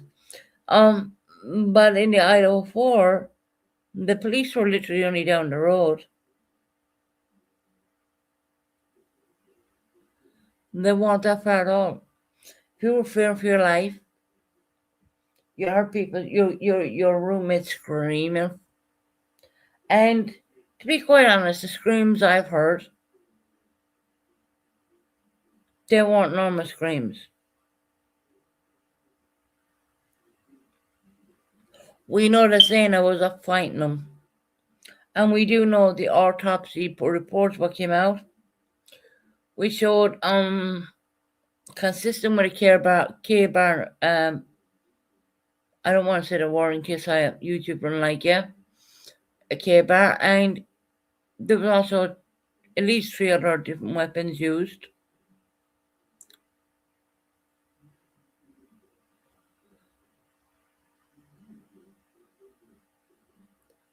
You know, just food for thought. Why is there male DNA in Maddie and Kaylee's room? Why did Eaton Cateman have hair in his hand when he passed away? I think I would do better as a true crime channel, to be very honest. But I don't know if I really want to go that way. And I know I'm really good for bringing up the obvious.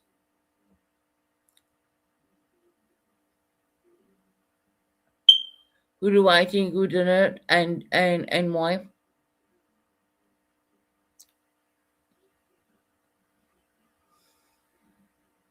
I genuinely think that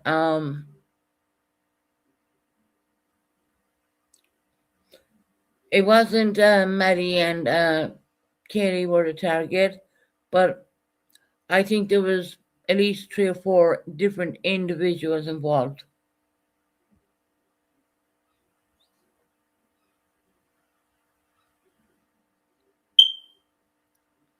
Why didn't it go to a proper trial?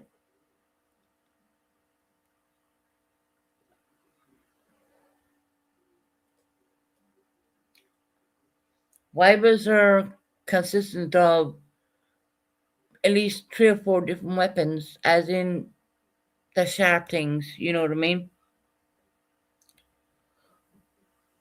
We can say, yes, there was a care bar there.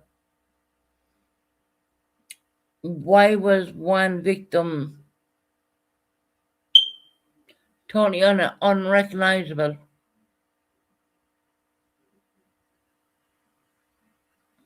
He did play out, but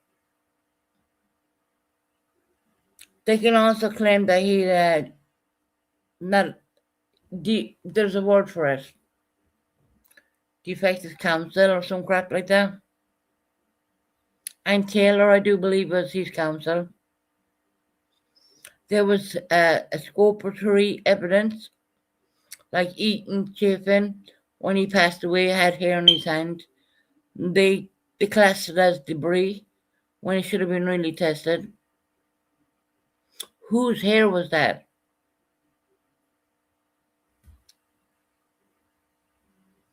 Why did the 2 other victims say they heard nothing when obviously they did? Because it was picked up in 1112, the cam there. You can hear these girls screaming for their lives. You know? See, this is probably why I would probably make a better true crime channel than drama. Because I do look into every single little thing.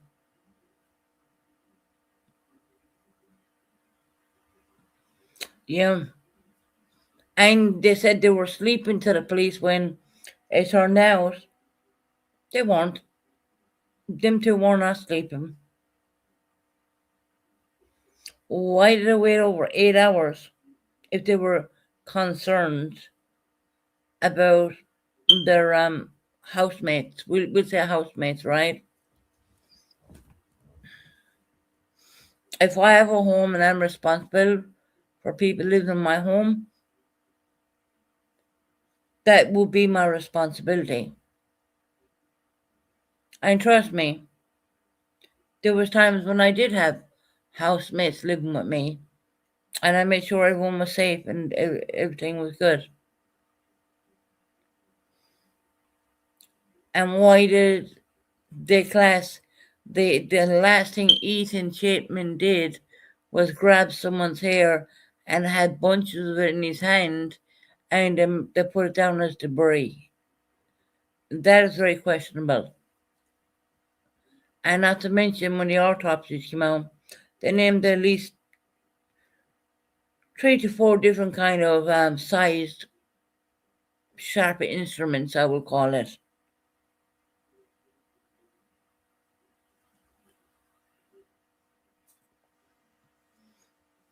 And why did they muck up Kaylee's face so bad until she was unrecognizable?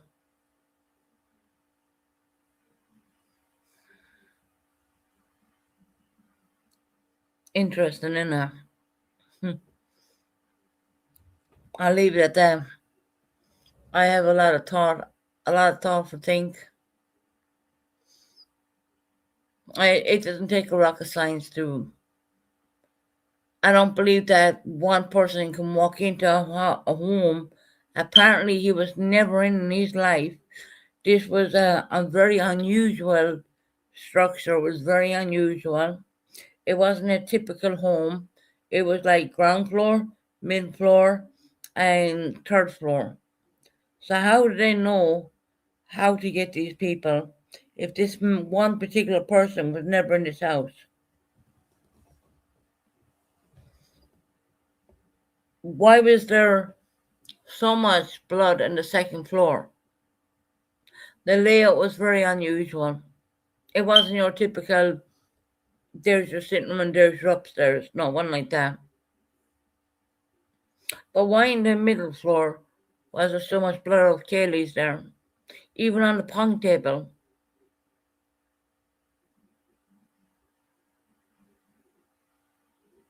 When they said that Kaylee never left the bedroom.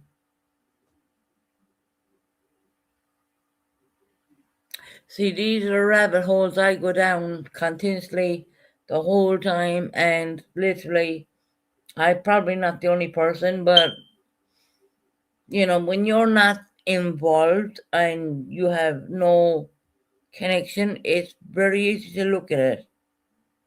And this one particular person had 8 minutes to do these 4 people. And when you look at the damage, the horrendous, there's no way one person could do that. And then you have different size wounds of different shaped, sharp objects, I'm going to call it. Very interesting. I do believe there's a cover up there. I do believe the college didn't want it to get out because it would hurt their funding. Okay, here we go. It's a JonBenét Ramsey case. Yeah, I looked at a little bit of that as well. That's probably why I'm probably doing better off doing true crime. Probably changing the damn channel's name. I did look at that. I do find it very suspicious. I find it very suspicious that her father got a bonus that Christmas time and they demanded the exact amount of the bonus it's just very suspicious. I'm not going to say too much on that one either. I do think that there was foul play. Of course, there was foul play. Makes you wonder, was it in the family? But look, I'm just giving my whatever. How did anyone know that the father got X amount of bonus and demanded the ransom of that exact bonus? and write a letter and leave it on the counter. Oh, John Bennett. John Bennett. It's not like John Bennett. It's almost like my name, but not. It's like in surname.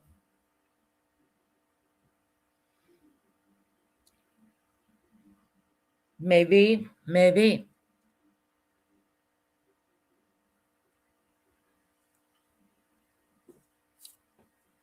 So now, is there any more cases you want me to talk about? Because I do look at everything. Speaking of Mikey and Monkey One, I do believe they have the right suspects. I do believe they know everything. I do believe Brandy will get her time in court. I pray that they will tell what really happened and tell her where her young, beautiful son is, and leave her, bury him, and I do believe they know where he is. Especially that Sherlock, maybe I'm pronouncing it wrong. I do believe he knows. I have a very strong feeling that he knows where he is. I do believe that Brandy does have the right people right now. And I do pray and hope that that case gets resolved. Two of his daughters died suddenly. Which one? John Bennett listed two daughters, which I think which was suspicious. His wife knew. Two of the daughters suddenly. Oh, okay. Yeah, I do believe that was something within the family.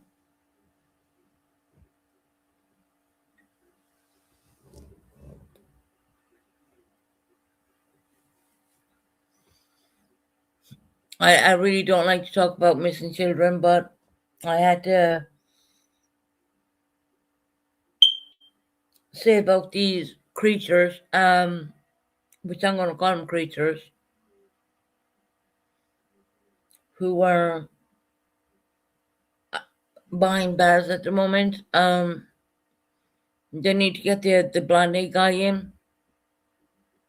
I do think that he knows where Michael is. I've looked at enough evidence. I've looked at enough stuff, and I do believe that he's encrypted songs. I do believe he's kind of telling, but he's not telling. That's my opinion on that one. I do believe they may find him.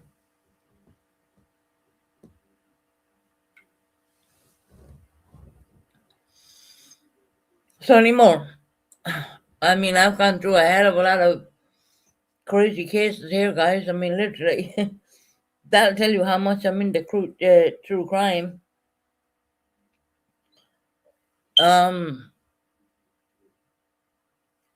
You'd be surprised. I mean, what kind of people are lurking around? People who pretend they're like that they're innocent and the butter doesn't melt in their mouth. Man, I guess it does. It meant for so long. I do believe that Brandy will find justice at some point. I'm praying that she does, actually. You know,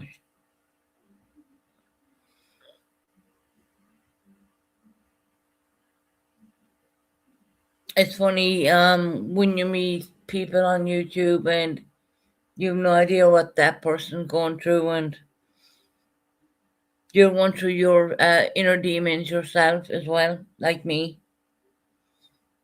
Missing and the affection and the love, and I get it. I totally get it. Believe me, I do.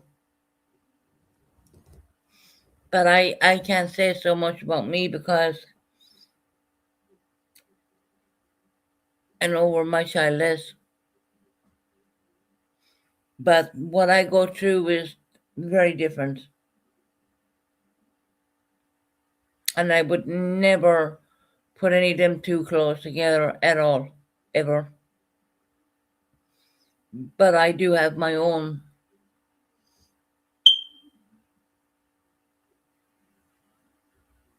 I would say the next 3 years for me will maybe change massively.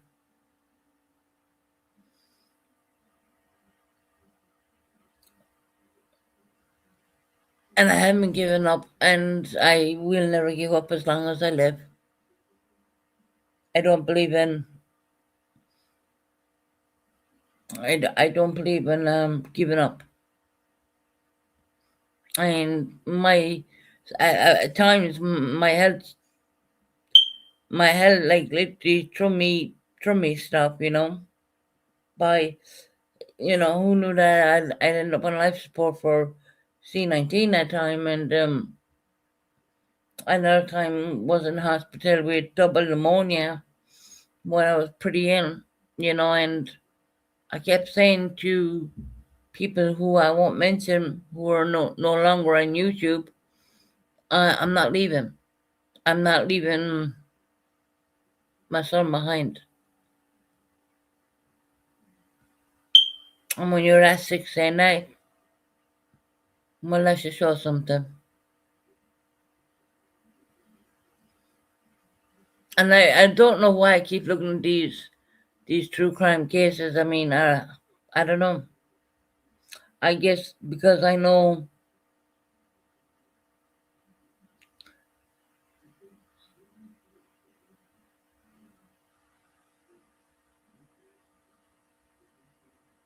two of the daughters have died suddenly. And that's John Bonet. John Bonet. I don't want to pronounce that as my name because it's not the same. John Bonet Ramsey. It's kind of, yeah, I think it was very much probably an insight problem. And back then they didn't have the technology the way they have it now. So you're looking at, it's really sad. I mean, where does summer wells go, right? Yeah, probably I'm drawn to that new hobby. I really am. I mean, I can look at the same video for like 2, 3 hours, and when I watch it the first time, okay, I think I've seen everything. When I go back and slow it down, I like, hold on, there's this. It's crazy, you know? It's crazy. It really is. And maybe that's something, I don't know.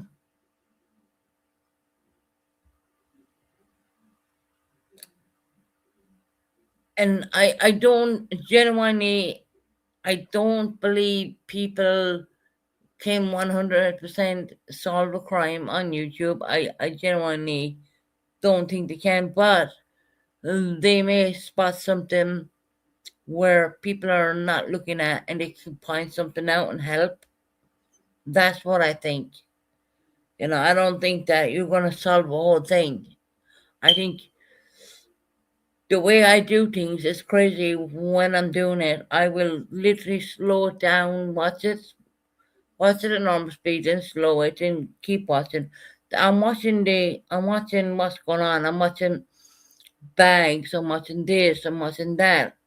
Um and there's things that the professionals may miss on, and you may help them with that, but I don't believe we're going to solve a crime on YouTube, because I just don't think so. The Summer Wells case got so big with all the YouTube channels. Yep, I do believe they called her a cash cow at one point, which is really sad. I do believe that she's passed as well. I don't think that Summer Wells is no longer with us at all. And once again, I went back and I watched everything, and it's really sad. Like I had been there when people were profiting off that particular case. I mean, YouTube channels alone were making bank on it.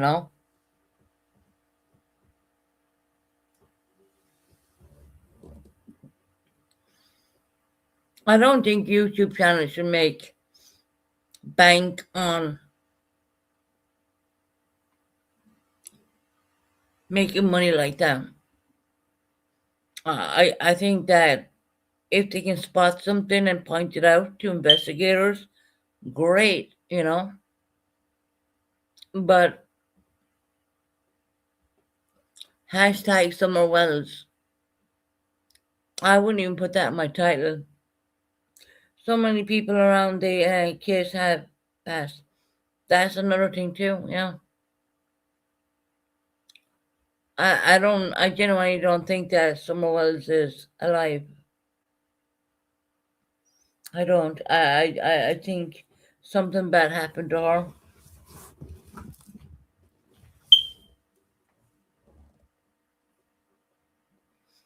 And then you have these like ridiculous psychic media people, with the tarot cards coming out saying, well, I don't believe half of that crap neither. Maybe there's one or two who could be legit, but other than that, I mean, most psychic mediums are not going to be on YouTube. Most lawyers, i.e., solicitors in the UK, you're not going to find them on YouTube. So when you see these people on YouTube, you got to ask the question, oh, they're a liar. Why are they on YouTube? Is their job not paying them? Or, that just stands out to me as well.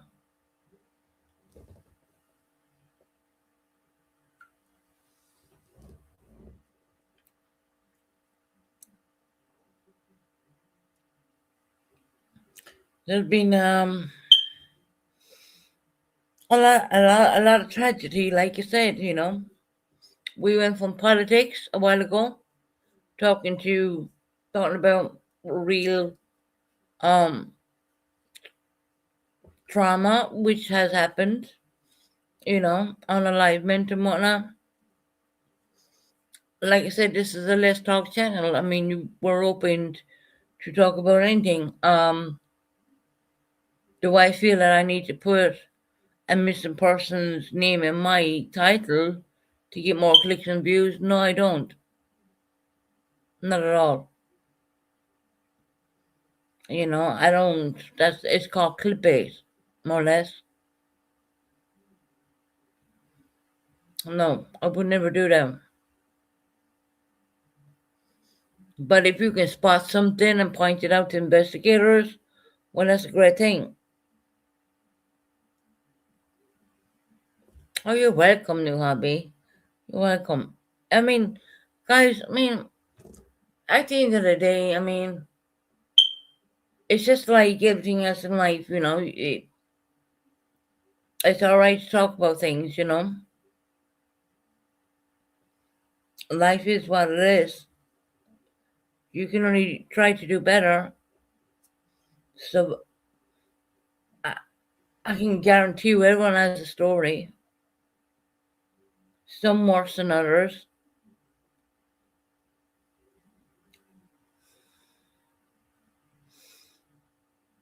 Some more tragic than others even. But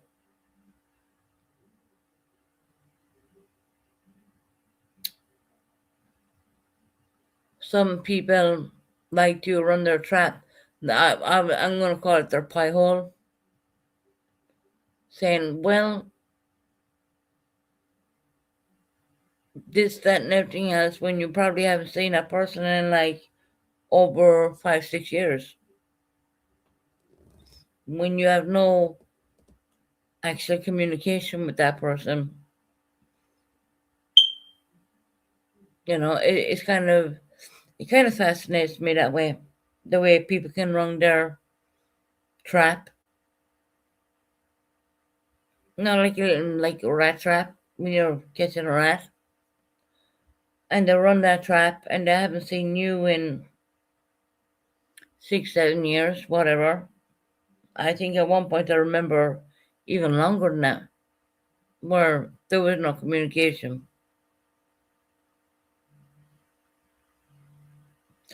And it kind of makes me wonder, what do you want? I mean, seriously? Are you here because you know I've been on YouTube quite a while, and are you here to say what you want to say? You talk about things that you have no clue what you're even talking about. You tell people lies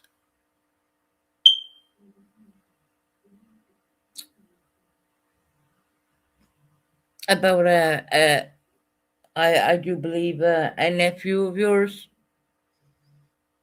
When you be classed as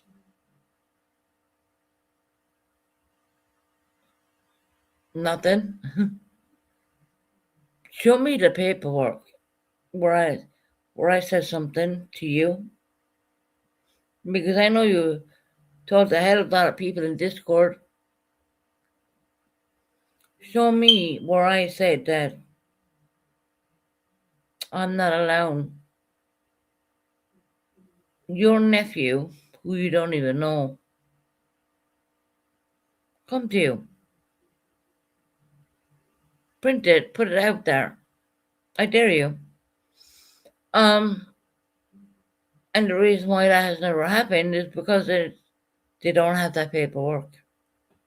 Because you know why? Because it never happened.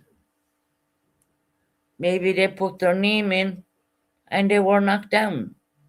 Nothing to do with me. Do you think I actually got a say in it?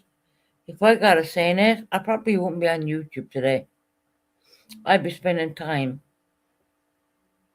with the most precious person in my life right now.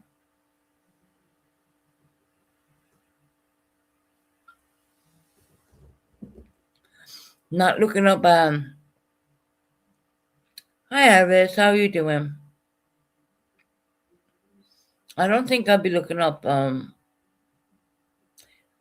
cases and whatnot. Pretty sure I'll be spending time with the most precious person in my life. Just food for thought, right? Love to see you in here, Iris. How are you doing, sweetheart?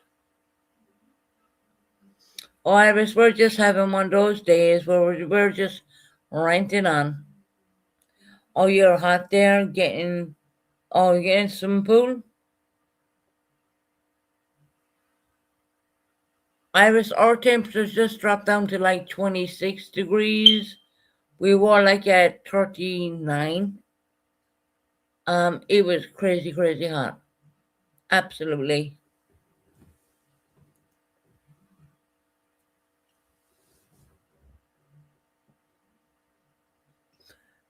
Yeah, Iris, the temperatures just dropped down.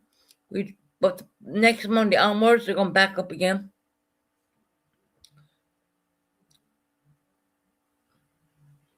And our internet was glitching, and so I haven't been on. This is my first live in a while, actually. Well, it feels like a while. I guess in the YouTube world, it feels like a while. It's the majority of the heat with, yeah. Mm-hmm. Hey, Charlie girl. I hope you're all feeling cool down and whatnot.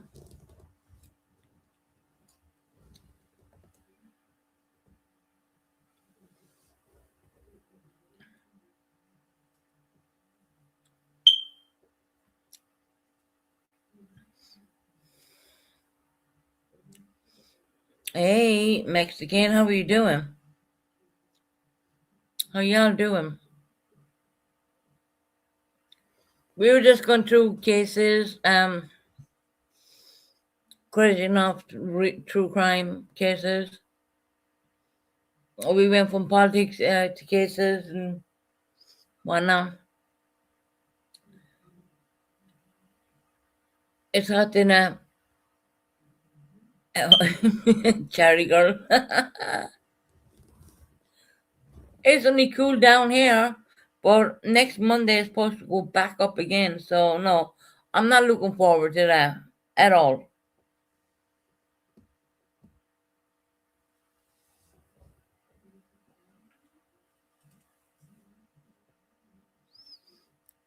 Hey Jenna, I hope you're doing well, hon.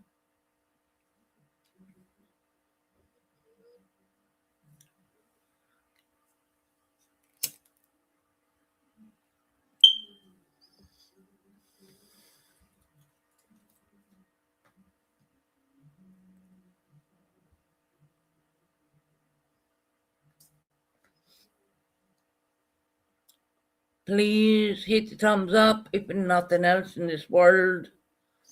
Help us out with the old thumbs up. Oh, you're hot too, Jenna?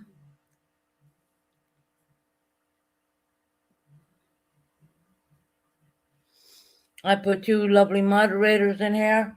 I put extra mods, Rocco and Magpie. Thank you, Iris.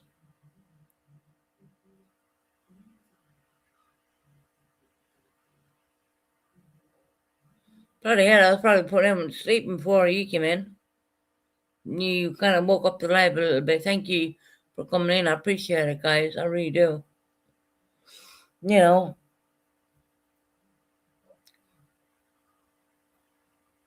time to heal wounds and move on, you know.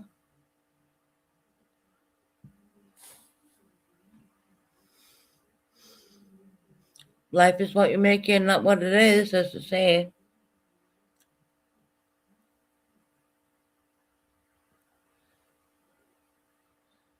Little Devil has been a member for fucking hell, 23 months.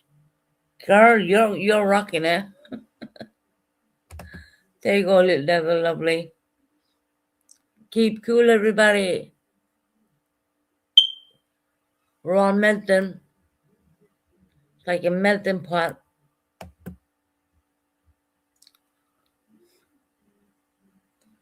Just come in and say hi. A2. I'm driving by. Drop by. Hello to everybody. Ladies in chat. Oh, you're welcome. Right, Iris? Can't believe Little Devil. God bless her.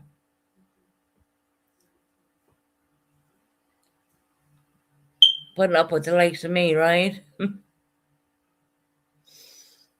It takes a special person to put up with me. But hey, look, I'm getting through it.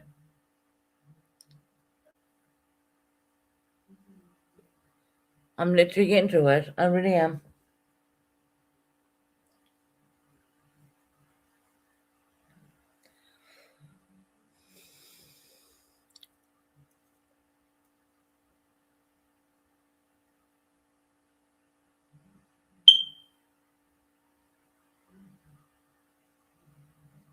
Oh, okay, Iris, no problem, sweetheart. We're just having an open discussion about, well, we went on about politics and we went on about the state of the government and whatnot, the UK government, obviously. The heat wave, what nearly melted us, which we're cooling down for a little bit, and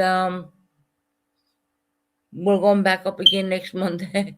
Not today, but the following week. We're going right back up to them crazy temperatures, which the UK is not used to. And my little friend Beep Beep is getting removed on the 1st of this month. Today's 29th, so that'll be sorted out. Which I had a lot of people come in saying, You need to get that done. I'm like, yeah, no. Legally, I'm not allowed to touch it, just the way the government is over here. And there it goes, beep once more. Thank God I don't really tune into it too much. I think it bothers more people alive than it bothers me. It's. I hear you about the heat. Oh, believe me, Iris. Oh my God, we were hitting almost 39 degrees. No, no AC, no nothing.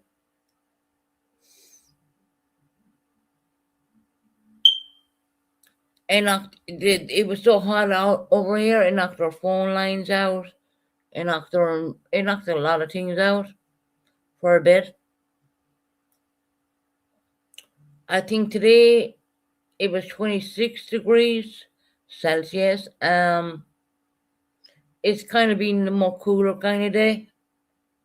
Now I did hear that we're supposed to cool down another bit, but then the following Monday we're going back up again, and I'm so not looking forward to that at all.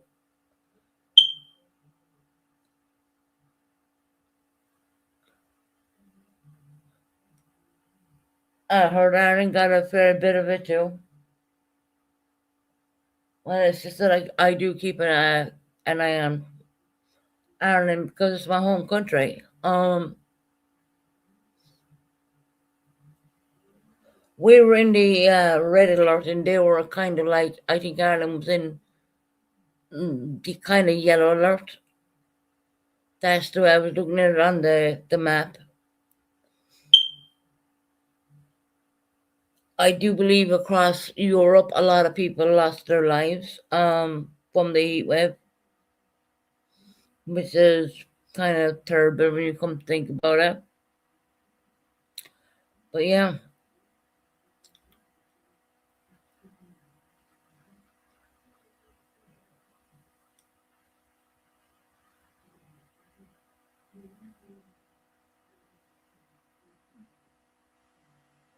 yeah, I think it was 1,000, maybe 300 people lost their lives across.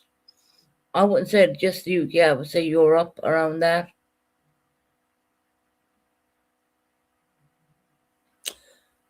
The best thing we were taught was to stay in, you know. And believe me, as much as I could, I stayed in. But yeah, I would love, we would love to have AC.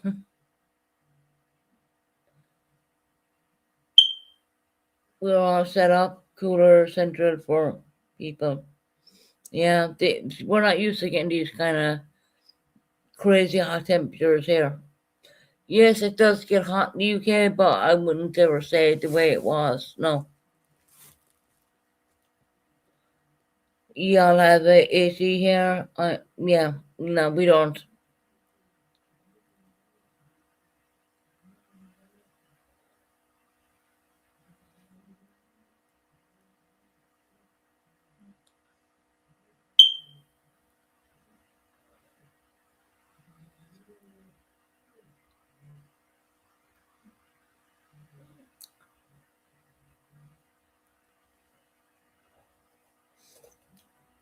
I think at this point, I think the government should probably bring in AC at some point. Maybe, who knows? I mean, God knows. I don't know. Iris, do you still do those readings? I know Iris, you're a brilliant tarot card reader. Okay, all right. Iris, you have a great day with your daughter, hon.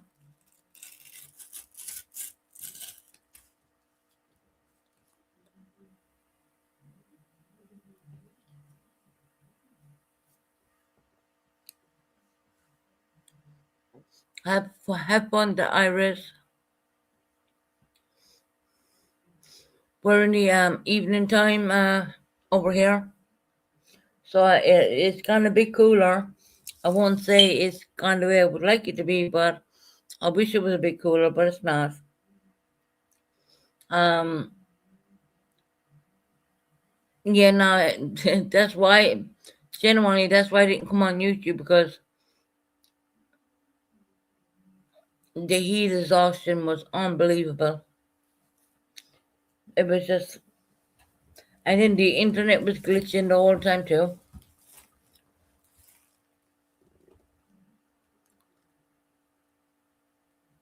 And then I hear like in central London, buses, the electrics went on fire because of the heat. There's so many crazy stories I could tell you.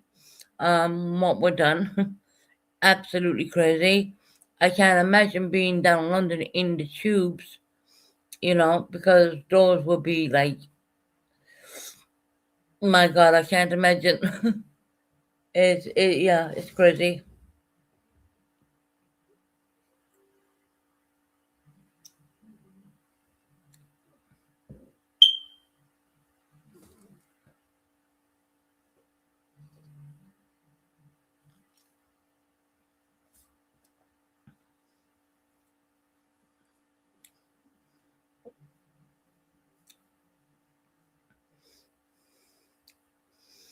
But that's my input about,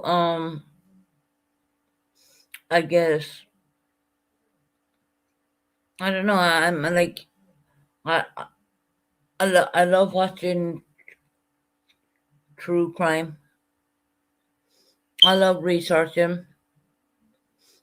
Anyone will tell you who knows me, I'll research the hell out of something. I do love watching them. It's not a love. It's kind of like it's there, it's in front of you, and I have to research because that's my nature. I like to know the facts of absolutely everything. It's not a love at all. Don't get me wrong, but it's just it comes to me. You know, especially when it's real. I don't like watching fake crap. I'm more of I personally like to watch documentaries or real stuff. That's more me. Now that I'm learning who I am and what I like,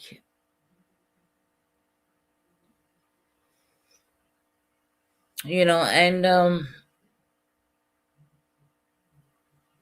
what we're facing right now is like there's a lot of, how can I explain this?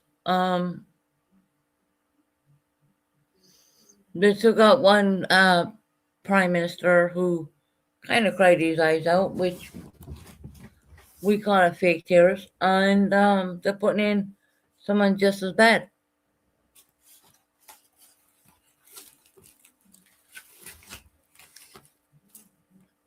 until we get a snap. It's called a snap election over here, where the people choose who goes in there. We might be looking at another couple of years.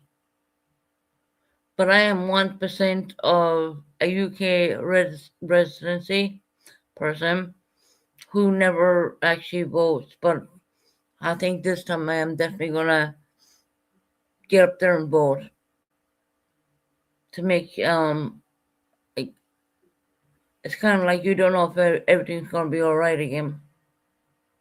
It's kind of like what's going on in America.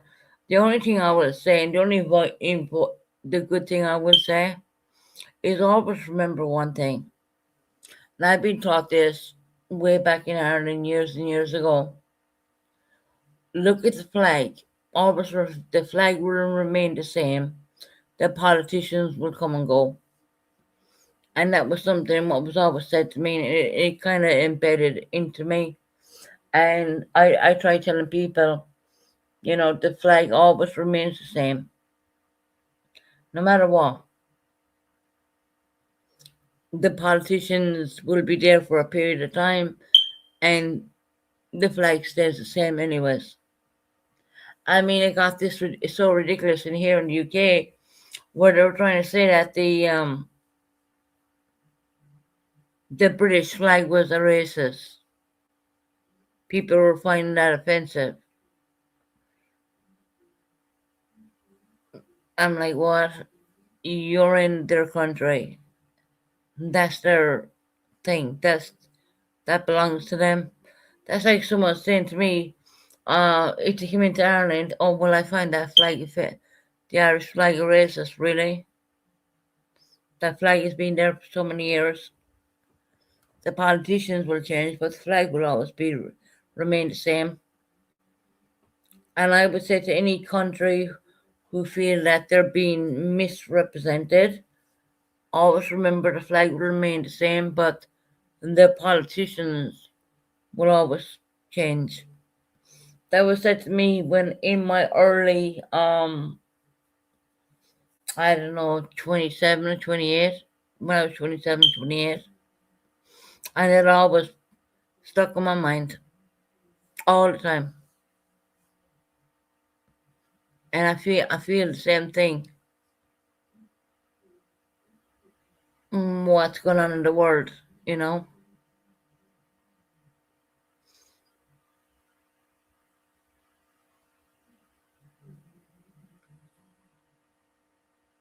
It's just food for thought, really, isn't it?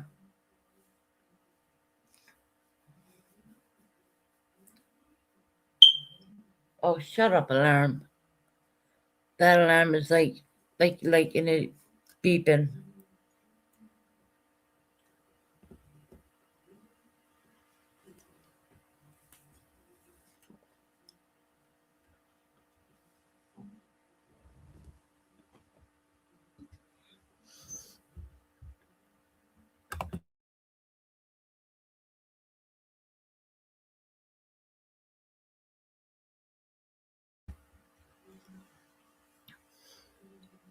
Well, is anyone getting up to anything exciting today? Of course, we're like 5 hours in front of the lovely American folks. Is anyone getting up to? I know I was going picking up our daughter and whatnot, and hopefully they'll have a great time. Anyone else getting up to anything exciting? Apart from us bitching about, look, you'll always find with the UK people, well, in general, right? Ireland too. We're either bitching that it's raining or we're bitching that we're too hot. It's either one or the other. But this heat wave has been something literally crazy. So we're bitching about the heat right now. And in a couple of months, guaranteed, we'll be bitching because the weather's too cold. Go figure, right? You can't win, you can't lose, no matter what you try to do.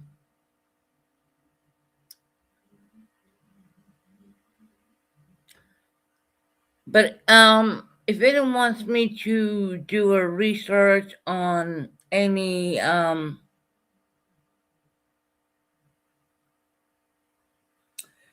situation, what's going on, just give me what you want me to do, and I will literally go research it because the thing I spend more time off of YouTube researching than I do actually on YouTube. I love to research, especially on that young 17-year-old who unalived two people. That lady who let on she was pregnant when she really wasn't. I researched that one too. The whole Summer Wells thing. I just pray that they'll find her. I do believe a lot of people made a lot of money off that one, which is, to me, it's horrible. But that's just me. I'm thinking which other ones should I research? Because I'm like a research crazy. I did the one who let on she was pregnant. Mackenzie Shirilla. I did that one. I know all about Summer Wells singing. I do believe Brandy has the right people. I do believe they know stuff. I'm trying to think who else. What else? There's so much stuff going on in the world. It's so sad.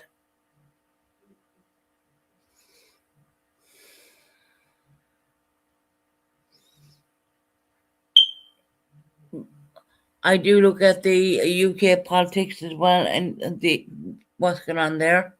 I also get informed about 2-year-old children who have been hurt. I'm going to use the word hurt because I can't bring myself to say the other word.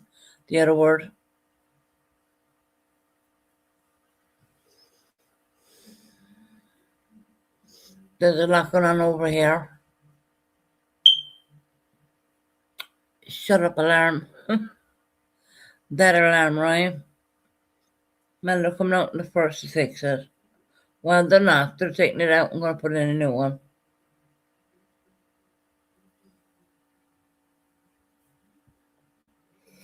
And the strange thing is, when we had the heat wave, that alarm wasn't beeping. Although the temperatures have dropped down,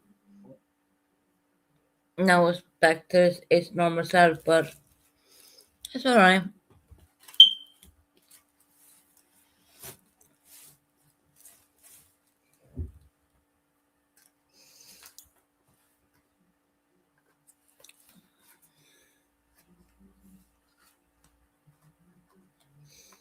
I don't know what's going on in YouTube, because genuinely, I have been watching, and if there's anything I need to know, please let me know.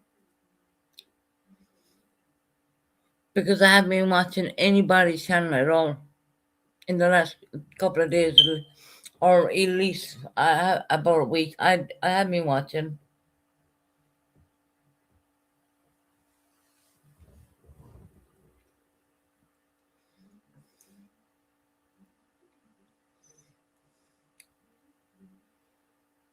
Is September around? I was wondering, is September around? September, of course, is one of my mods, right? If she's around, we're gonna get her to drop a link of Keir Starmer. 2-tier cures. I would like to finish the live off of showing him with his resignation.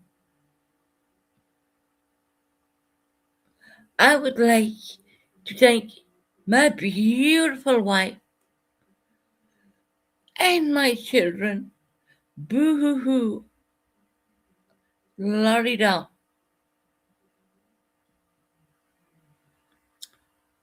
So if anyone mods around, please drop me the link of Body Eyes, Keir Starmer.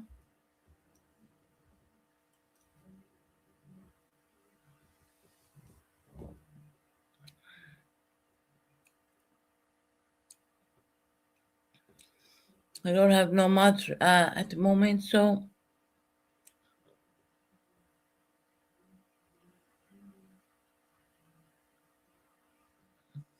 if I don't get any mods, then I'll actually look for. I will find it myself. Hold on, let me see can I get it. Rocco's here. Oh shit! I literally touched the button, and how did that happen? It changed my whole background. Rocco, can you drop the link of Bali Ice Keir Starmer, please? Because I really want to put this fucking idiot on blast.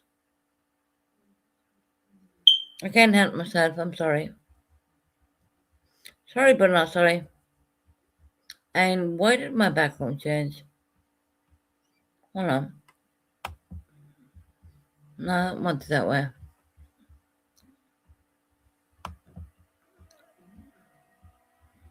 Rocco, can you find? I know September got me the last time, yeah?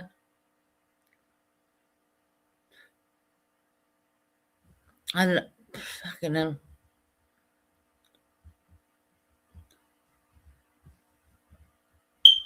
La dee dee da dee dee dee. La dee da da da da. Let's get Keir Starmer on stage. If you can't find it, I'll look for it. Let me have a look. The resignation of the UK Prime Cupshite. Hold on. Let me see. Can I find that?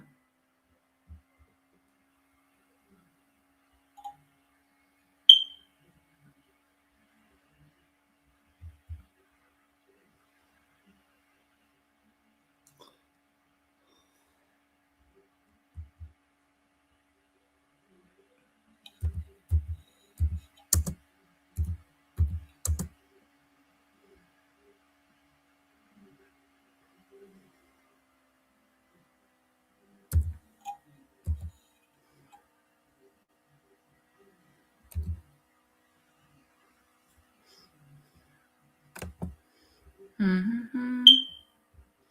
Mm-hmm.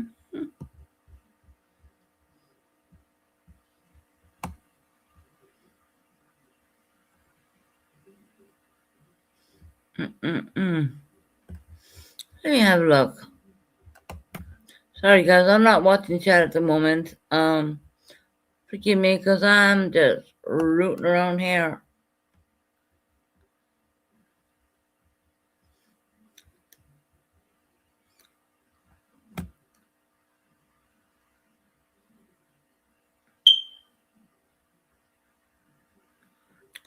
I'm gonna find the right one.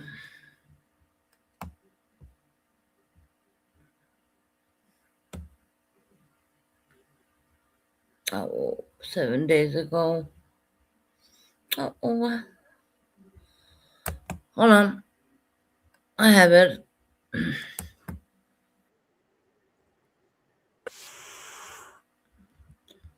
Me just share my screen. I just want you to look at the website. I had to Sigma Klein. Why have I got that? Starmer's announcement. Share screen. Why not? Me make sure I have this done properly. Oh, hold on. Let me get a little better now.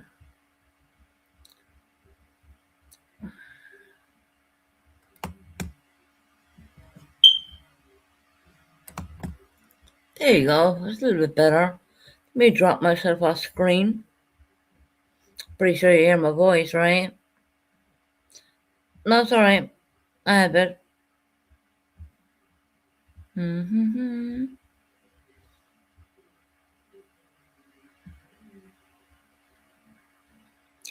Oh, here we go. Right, I need to get myself off screen. Remove from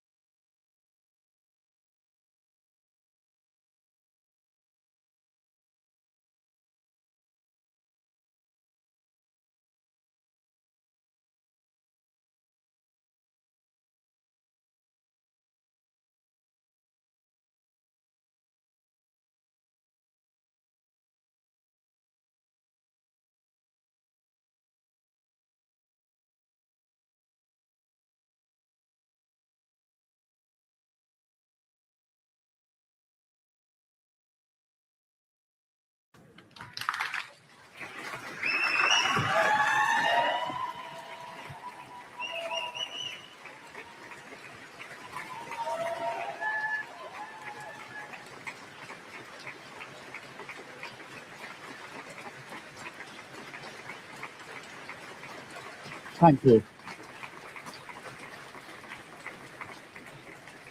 Thank you. Walking up this street 2 years ago was the proudest moment of my life. A new Labour government, the first in 14 years, a page in our country's history turned after years of disappointment and despair. The chance to change the lives of millions of people for the better. That's what I came into politics for. The journey to that point was not easy. 6 years ago, I inherited a Labour Party that was politically, financially, and morally bankrupt. I was told time and time again that my party was finished, that we were consigned to history, that a majority at the general election, let alone a landslide majority, was impossible. But we proved those people wrong because we changed our party, ripping out the poison of anti-Semitism, restoring trust on the economy, defence and national security, and becoming a party that once again stood proudly with, not against, our national flag. The hard work of change was with a singular purpose, not power for power's sake, but to change Britain for the better, to build a fairer country with dignity and respect, where everyone is seen, everyone is valued, wealth and opportunity for all, not just the privileged few. And look at what we've achieved in just 2 years.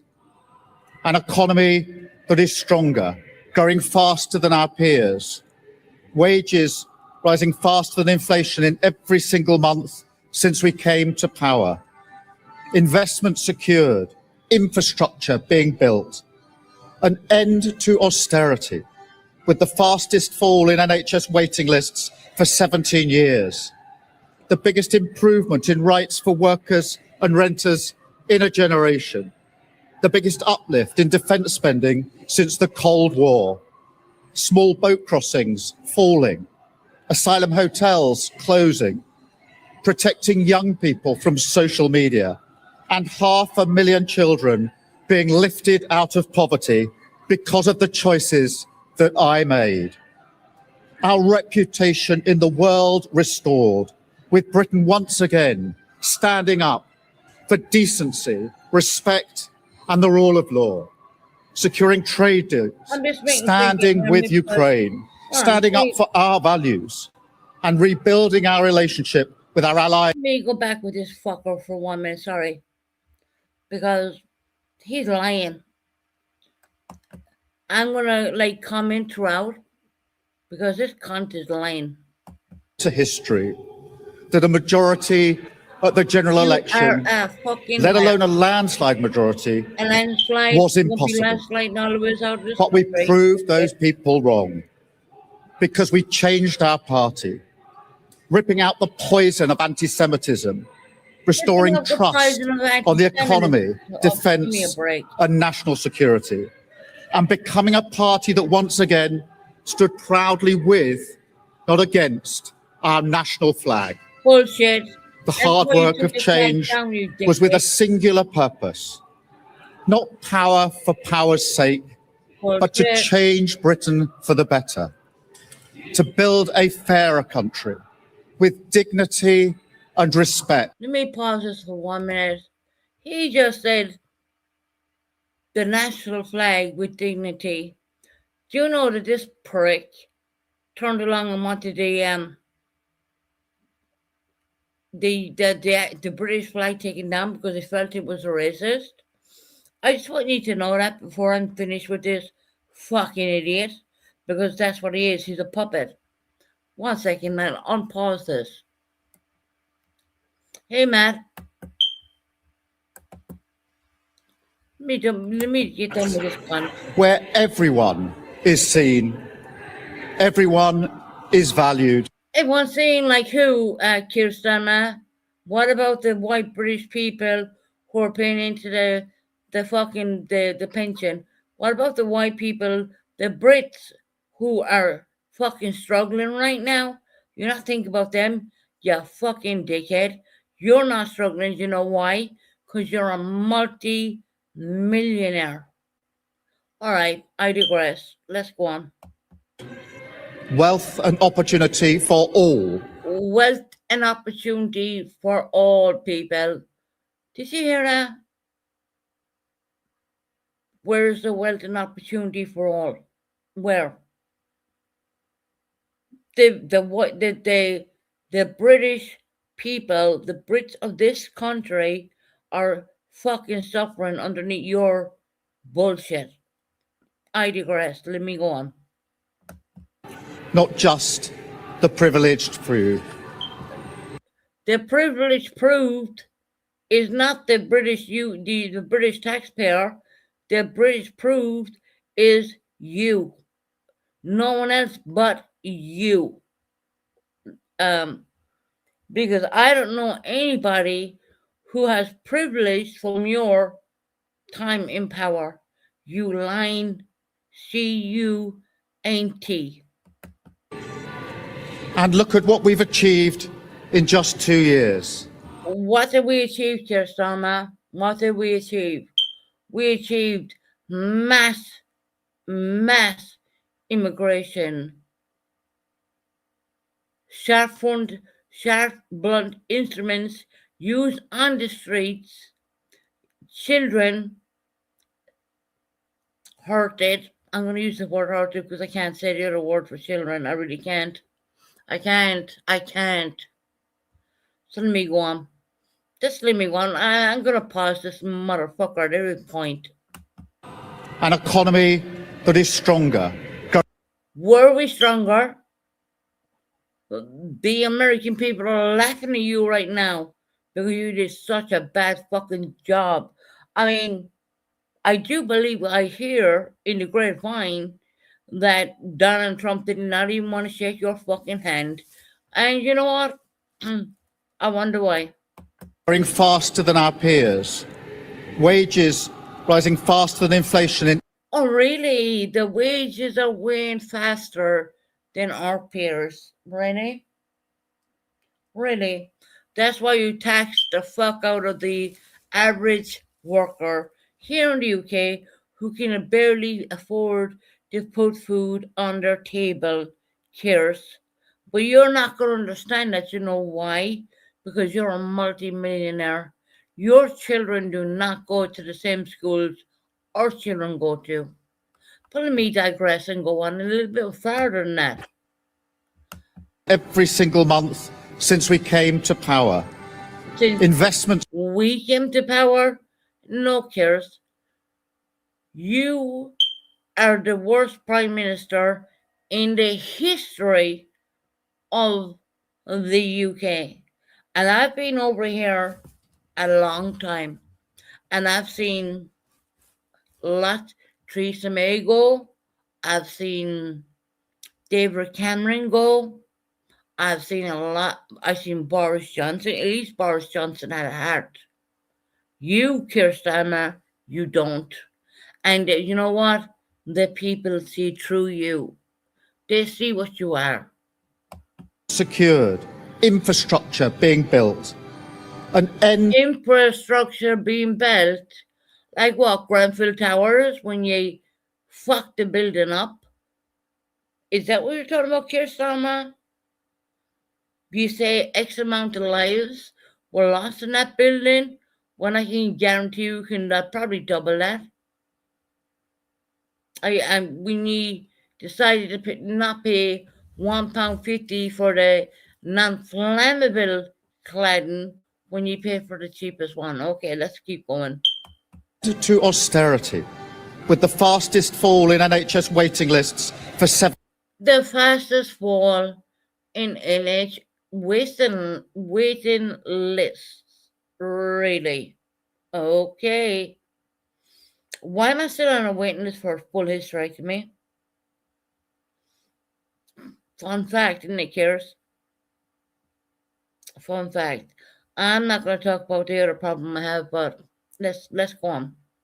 17 years. The biggest improvement in rights for workers and renters in a generation.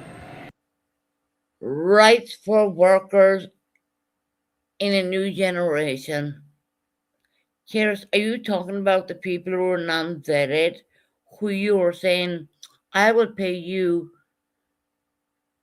£350 per month for a spare bedroom, and when the people did do that, they were unaliving the occupants of them because no one knows who they are, right? Let me keep going on. Because look, I'm gonna go to town. The biggest uplift in defence spending since the Cold War.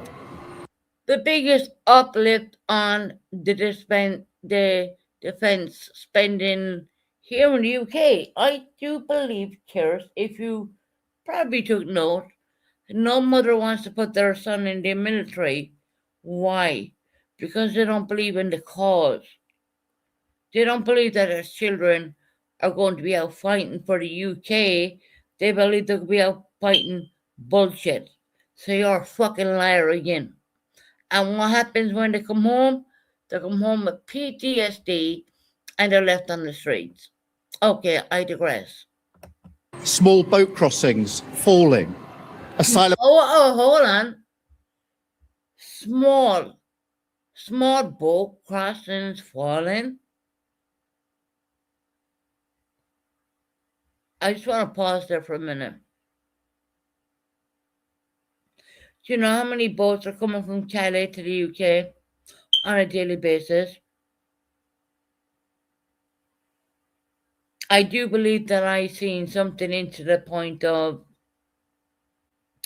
50,000 per week. But anyway, look, I would have to look that one up to get the right number, but I'm pretty sure I'm very close to that one. Hotels closing. Oh, whoa. Hotels closing. The only reason the hotels are closing because you keep putting fucking immigrants in there. Dumb shit. And no one wants to work in them. Protecting young people from social media. And protecting some young people from social media. Keir Starmer wants our young children to go out and play skippy rope back in the 1970s, 60s, 50s, whatever. They're not safe, Keir Starmer. Our children are not safe. So no, we can't leave them out. Sorry. So yes, they're going to remain on social media. 1 million children being lifted out of poverty because lifted out of poverty. Oh, really? That again is another lie. I live here. You're a fucking liar. And you're a fucking wanker. But let's digress and go on. Of the choices that I made. Yes. Our reputation. Hold on. The choices I made. You, Keir Starmer, don't stand for the British people. You think by what you've done is for the British people. Where is that for the British people when you're leaving unvetted people come into this country to hurt people, stab people with screwdrivers in the neck when they're trying to get home to so that lady could feed her child? You are a fucking liar. In the world restored, with Britain once again standing up for decency, respect, and the rule of law. Bullshit. There's an old saying over here, and no, but it's not that old. It's called two-tier tiers. What tier are we looking at when you're saying that, Keir Starmer? Are we looking at the young white man who was knifed and suddenly blamed for a racist when he really wasn't? He never did a thing to them people. And what did your police do? They arrested him as he was dying. You didn't want that to come out, but it came out. Securing trade deals, standing with Ukraine, standing up for our values. Why are we standing with Ukraine? What's that got to do with the UK? Why should people send their sons and daughters to Ukraine when there's nothing to do? They're not a threat to the UK. Why are they sending them over there? Why are people being from the UK who sign up for the military being sent to Ukraine when they're not? Ukraine is not a threat to the UK. Okay, keep going, Kiers, with your line fucking. Keep going. And rebuilding our relationship with our allies in Europe. Building your allies with Europe. Leave us get onto that for a minute. As far as I know, and as far as I've always seen, the UK and America were proper, like I would say, shoulder to shoulder allies. Why did Donald Trump not even want to shake your hand? And what allies, Kiers, you think you really fucking have? You don't have any. I mean, if Trump doesn't want to shake your hand, that speaks volumes. Change promised by a Labour government. Change fought for by a Labour government. Change delivered by a Labour government. But I know the question being asked now is not who was best placed to change the Labour Party, to take us into power and to be. Well, it's not fucking you now, is it? I mean, since you've been in office, what did you do with them this day second when you came into office, 2 tiers? You took the vulnerable and you took their funeral allowance away from them. So people were freezing in their homes, because if anyone knows who lives in the UK, they know how cold it bloody gets in the UK. And when you can't afford to pay that energy bill, Keir Starmer, they freeze, they go cold, right? You fucking wanker. Begin the vital work of improving lives for millions of people. Those questions have been answered. Oh yeah, they've been answered. Unite the Kingdom answered quite a lot, didn't they? When they called you out and called you what you really are is a wanker. But don't take it from me. Listen to the people. The question my party is asking now is. The question your party is asking now is, we're going to put another fucking wanker in office until we get a snap election and the UK citizens can vote for who they really want in office. Let's be real. Let's be real now, Kiers. We know you're going to fly off. You're going to run off with your billions of pounds in your pocket. And you're not going to go cold for winter now, are you? Or your kids won't have to go to public school, will they? Your kids don't have to worry about anything happening, right? Because you have money. Whether I am best placed. But let me tell you something, Karis. We're all going to go to the grave someday. You cannot take that wealth with you. Can you, get out, Karis? And you have blood in your hands. Whether you like it or not, you do. To lead us into the next general election. Hey, Holy Queen, we need another general election. Yeah, Yeah. Let's pray to God it can happen sooner than later before everything goes to shit. But anyway, I'm the 1% of the person who don't vote, but I'm going to vote this time around. Just to piss you fuckers off. I have heard the answer of my parliamentary party to that question. Oh, really? You only heard it now? Did you not hear all the civilians of this country call you a wanker? Or maybe, Kiris, are you tone deaf? Are you tone deaf? You didn't hear all that? Fuck it. Let's let on we didn't hear it, right? And I accept that answer with good grace. Good. Hallelujah. Hallelujah. Go fuck yourself. Every decision I've taken has been about putting the country I love first. That's a lie. That's a lie.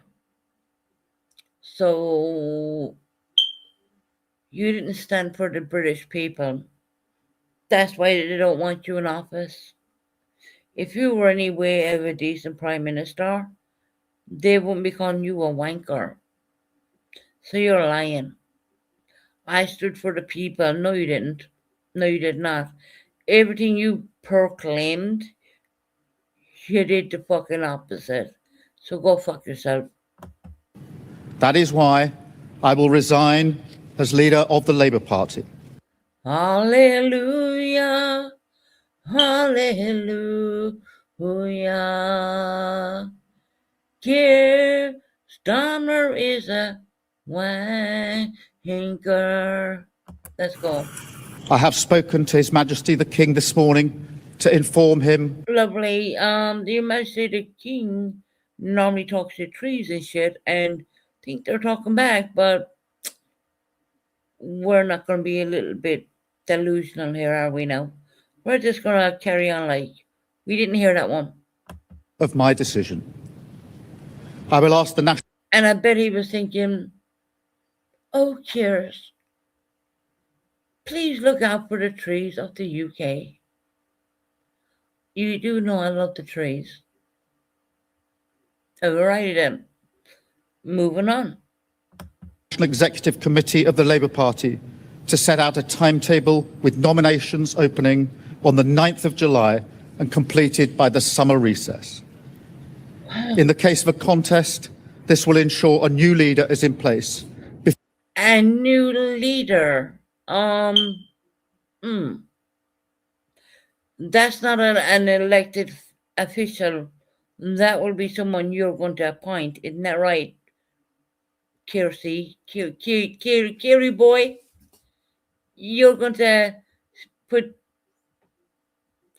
another gobshite in, aren't you, Kiri? Yeah. I've already heard some of the shit, but anyway, let's move on. We're looking for a snap election or a re-election. Now, I'm not one to think about. I never really give a fuck about politics, but you can't ignore this. Before Parliament returns in September. I will remain in post as Prime Minister until the contest is complete.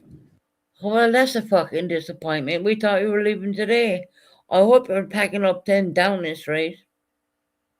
You know, move everything out the back door, get the removals, whatnot. So you're telling us we're stuck with you for another couple of months. Well, oh well, you know. But yeah, curious, make sure you label everything. Put it all out the back door, number 10, there. The door you're standing behind, actually. Let's move on. And I will do everything I can to ensure an orderly handover of power.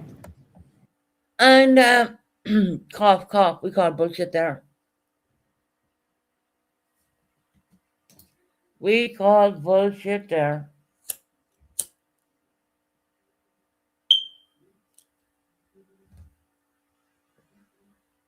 An orderly conduct of a handover of power. Okay. Wait till the general elections happen, fuckface. I will also give my successor my full and unequivocal support. No There's the key words, everybody. He's successor. So that means, in other words, that this person who's going to come in after Four Eyes here is not going to be a person who is elected by the citizens of the UK. It's going to be his choice. So Four Eyes is going to elect another gobshite, in other words. But let's move on. It's kind of getting a little bit boring at this point because his speech or just rambles. that they will inherit a Britain that is far stronger and fairer than the one I inherited 2 years ago. Stop putting down your successor. I think it was, I can't remember your man's name.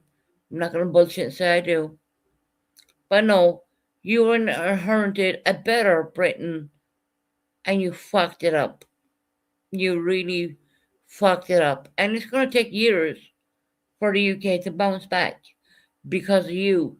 And you, Keir Starmer, to Keir Stairs, you are going to be in history as the worst Prime Minister, standing out inside number 10, mind you, of the UK. And there's no getting away from that. The history books will be written. Let's see. Better prepared for the challenges ahead and better able to ensure the Labour Party secures a second term in office. Labour Party, a second term in office. Yeah. Is that what the UK people want? I'm pretty sure they don't. I think they're going to go for reform or something in the lines of that. And when the election does come, because it's only a matter of time, they're going to vote all your little minions out. Get ready because it's going to start tearing up in a while, guys. So just get ready for this wanker. I want to thank all of those friends and colleagues who have been at my side for these past 6 years or so. That must be very painful for your friends and colleagues, watching you being called a wanker every single day. I can imagine what that would do to your psyche. They must have been bound their head, thinking, oh my God, why am I following this wanker? But saying that, I digress. Let's move on. We're not going to blame his colleagues for it. You know, they were following just a wanker, in other words. For their incredible commitment, service, and support. Oh, their incredible commitment and service. They're only in there to get paid. They don't give a fuck about no one else. They don't give a fuck about you neither, to be honest. But let the British people speak. I want to thank the brilliant Number 10 staff and our country's extraordinary. The brilliant Number 10 staff. That's called the people who look after Number 10 Downing Street. Even if they think you're a wank or not, well, they gotta look after the house anyways. I'm pretty sure they'd be very happy to see you move your furniture out the back door. And they're not gonna move him out the front door. They never will. All these furniture, so to speak, whichever he possesses, will be moved out the back door. Back door job, right? Makes me wonder, is he doing the back door job too? But I digress and say now, let's move on. Ordinary civil service who dedicate their lives to public service. And when I leave the biggest job in the country, Hallelujah, hallelujah. He's leaving the biggest job in the country. You know, I had more sympathy for Theresa May, but, you know, people didn't really kind of like her neither, but I believe they'd rather have her in there than you. But let's move on. I shall spend more time on the most important job, being the best husband I can to my fantastic wife, Vic, Oh my who's God. been a rock by my side Oh my God. through good times and bad, Oh, and being the best dad I can. oh, the best dad I can be. Oh, my heart bleeds.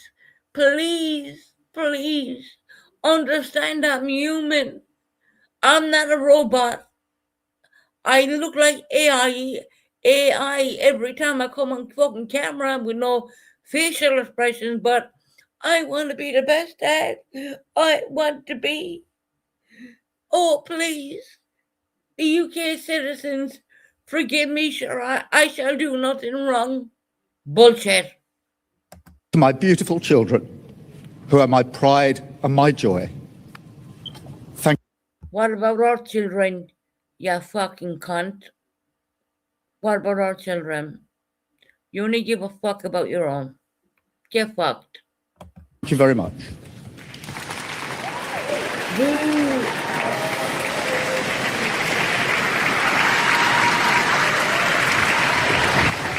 Oh my God!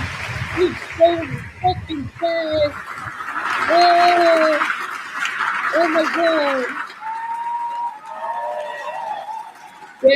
Get fucked. You worst cunt. Anyway, so I'm gonna go. Hello, everybody. Sorry, I was just having a moment there.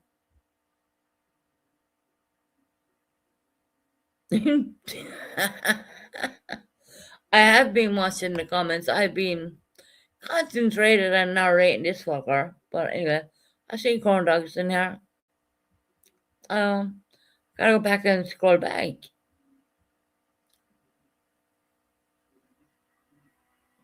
A good Prime Minister, Rocco? No. Mm-mm. The worst one you can imagine. He's the worst Prime Minister the UK ever had, and I would say ever. He's really bad. And once again, you just hear all about him. You don't care about the old folks or this, that. Look, corn dogs, I couldn't see anything.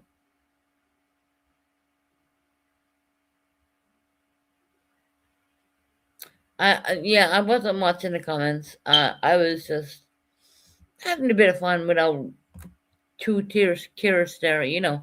I can't help it. Look, we call it for what it is, right? I'm the 1% of people who don't vote, but trust me, I will be voting this time. You know, because I've never been in, but you got to be. When you hear about people losing their lives because of the negligence of this,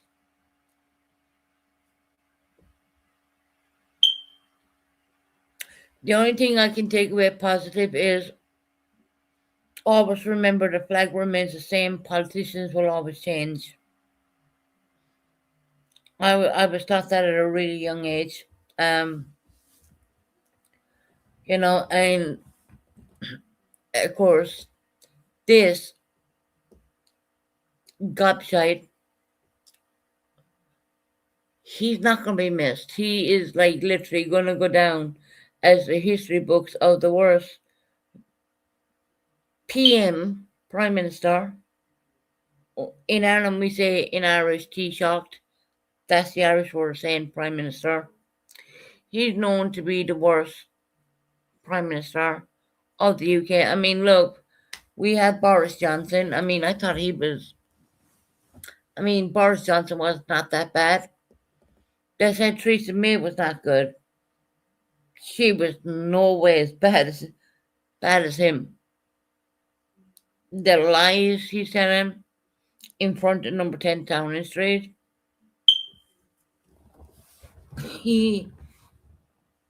How he served his country. No, he didn't serve his country.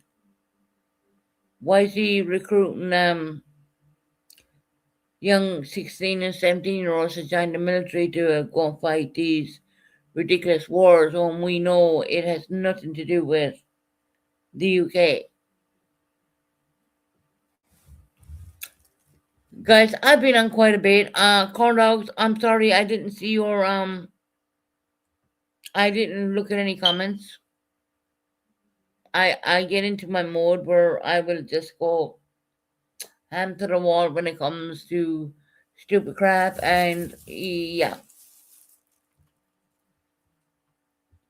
Now we have another person coming in, and he's not a voted person. He is person who's been placed in there.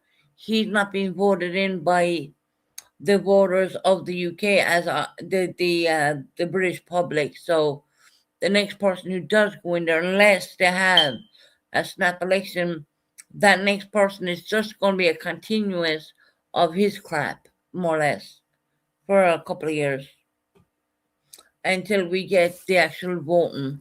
Now, a snap election would be fantastic. A snap election means that, okay, the people need to, the British people need to vote, right? We don't see any of that happening right now. This is the same dickhead who,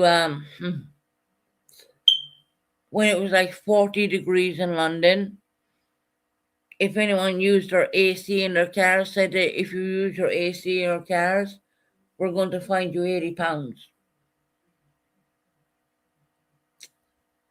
And he's talking about being the best father he can be and the best husband and all that bullshit.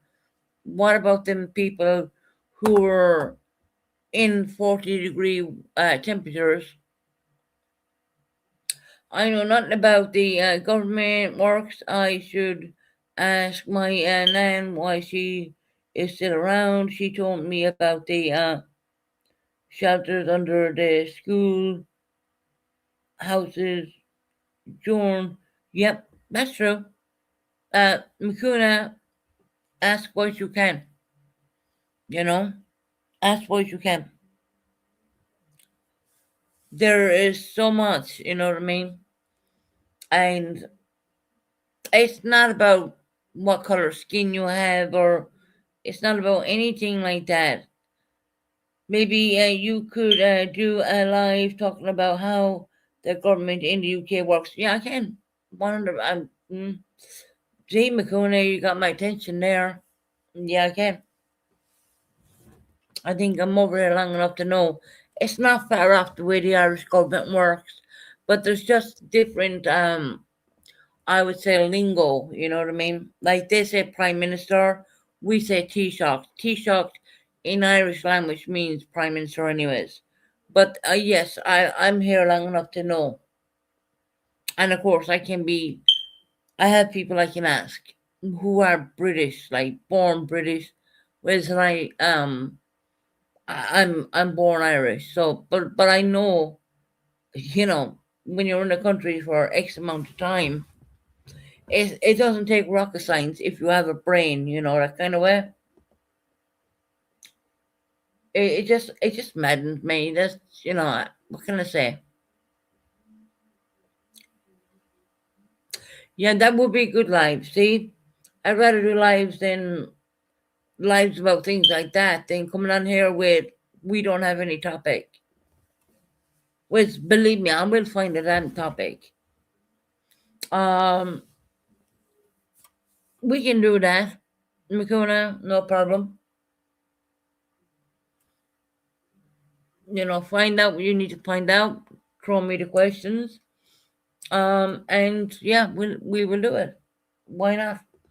I mean, YouTube is there for educational purposes. So I'm going to declare this live under educational purposes only.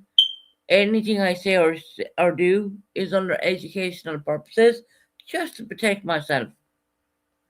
So there, you know.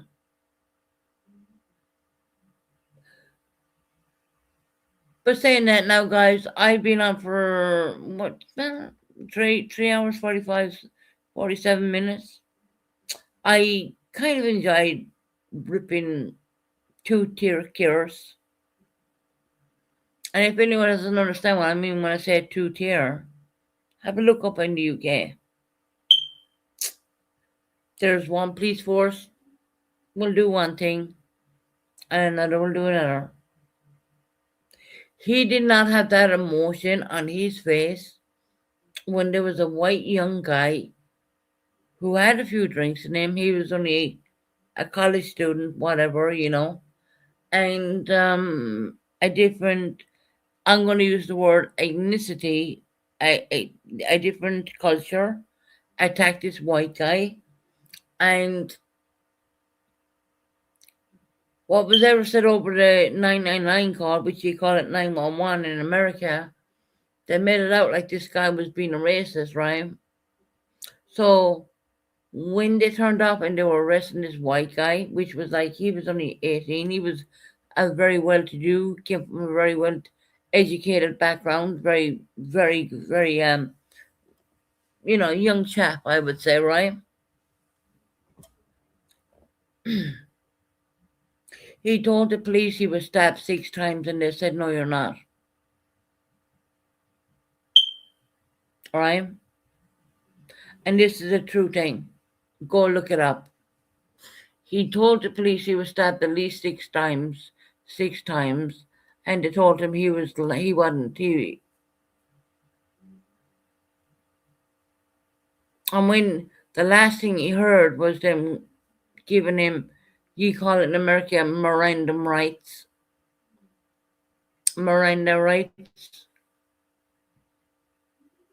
You're under arrest, da. He died with them handcuffs around him. And it's only later did the police know he was telling the truth, he was stabbed.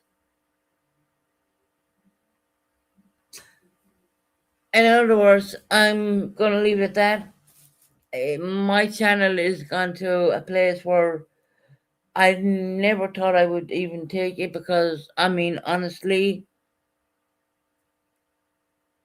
I don't know, I just feel like speaking out. I just like to show the truth. I genuinely, I gone to the point where, okay, the drinking fun and the silliness and all that I did before, that's over. I want to start showing the truth now. And if that's looking deep diving into an American case or a UK case, if you ask me to do it, I will do it. If you ask me to have a look at whatever, like McCuna said, I will do that.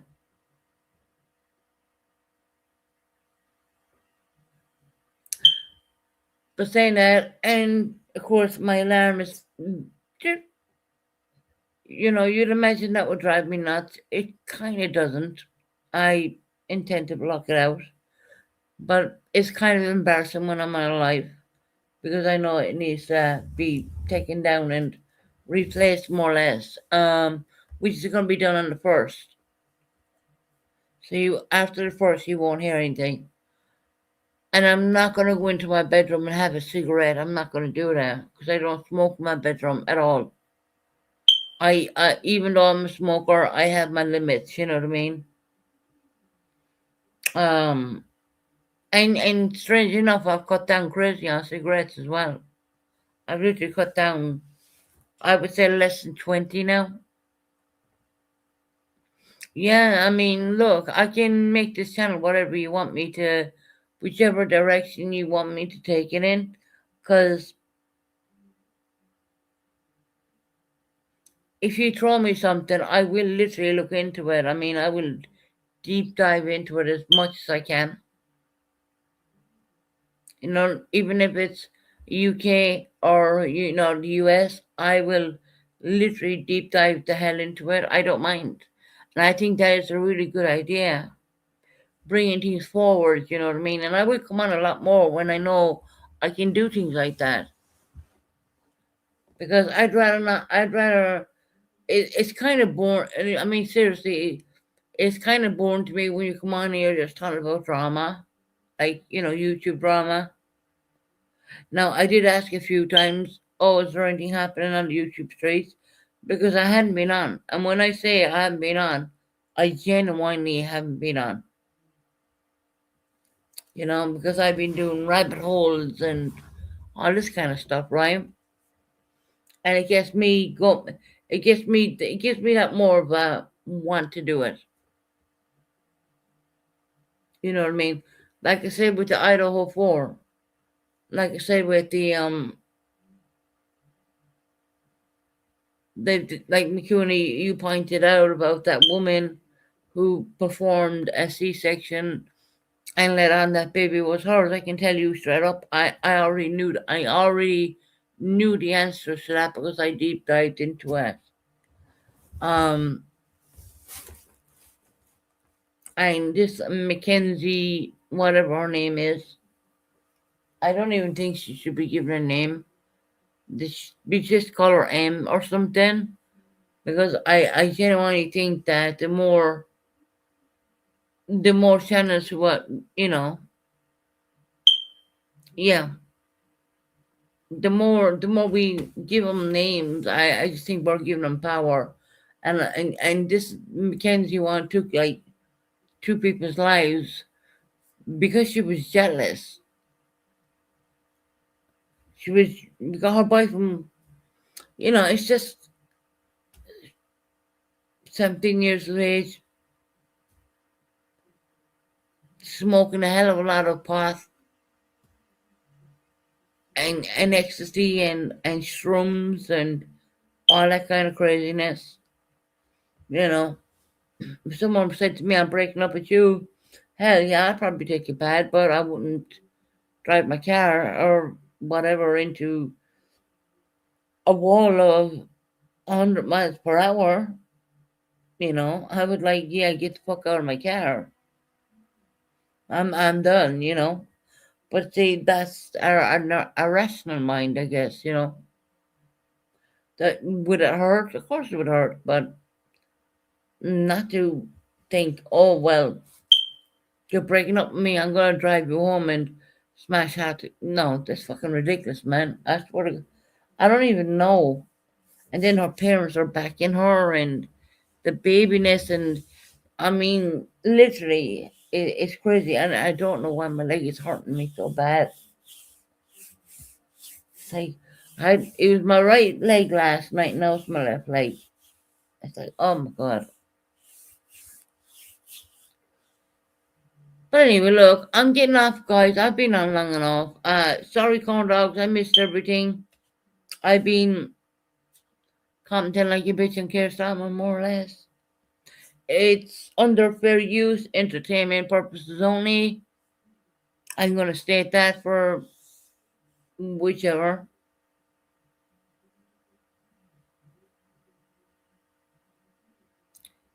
But let's see. The leader of the free world, Donald Trump, wouldn't shake his hand. That speaks volumes. Allegedly, I'm going to say. Just to protect myself. But guys, look, I don't have a going out intro. I'm on pre-StreamYards because it's got so expensive, and my channel, it doesn't make it. It just doesn't. And it's all right. I think if we change things around and we get a good dialogue going on, and things may change that way, so I can. It's gone up to $88 per month now, StreamYards. So, and of course, the cost of living in the UK has gone way higher than we ever expected. So I can't afford to lose out like that. So unfortunately, I don't have a going out intro or anything like that.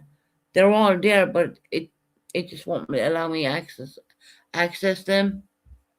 But All right, then I will say good night to everybody. Have a good night. We're 11.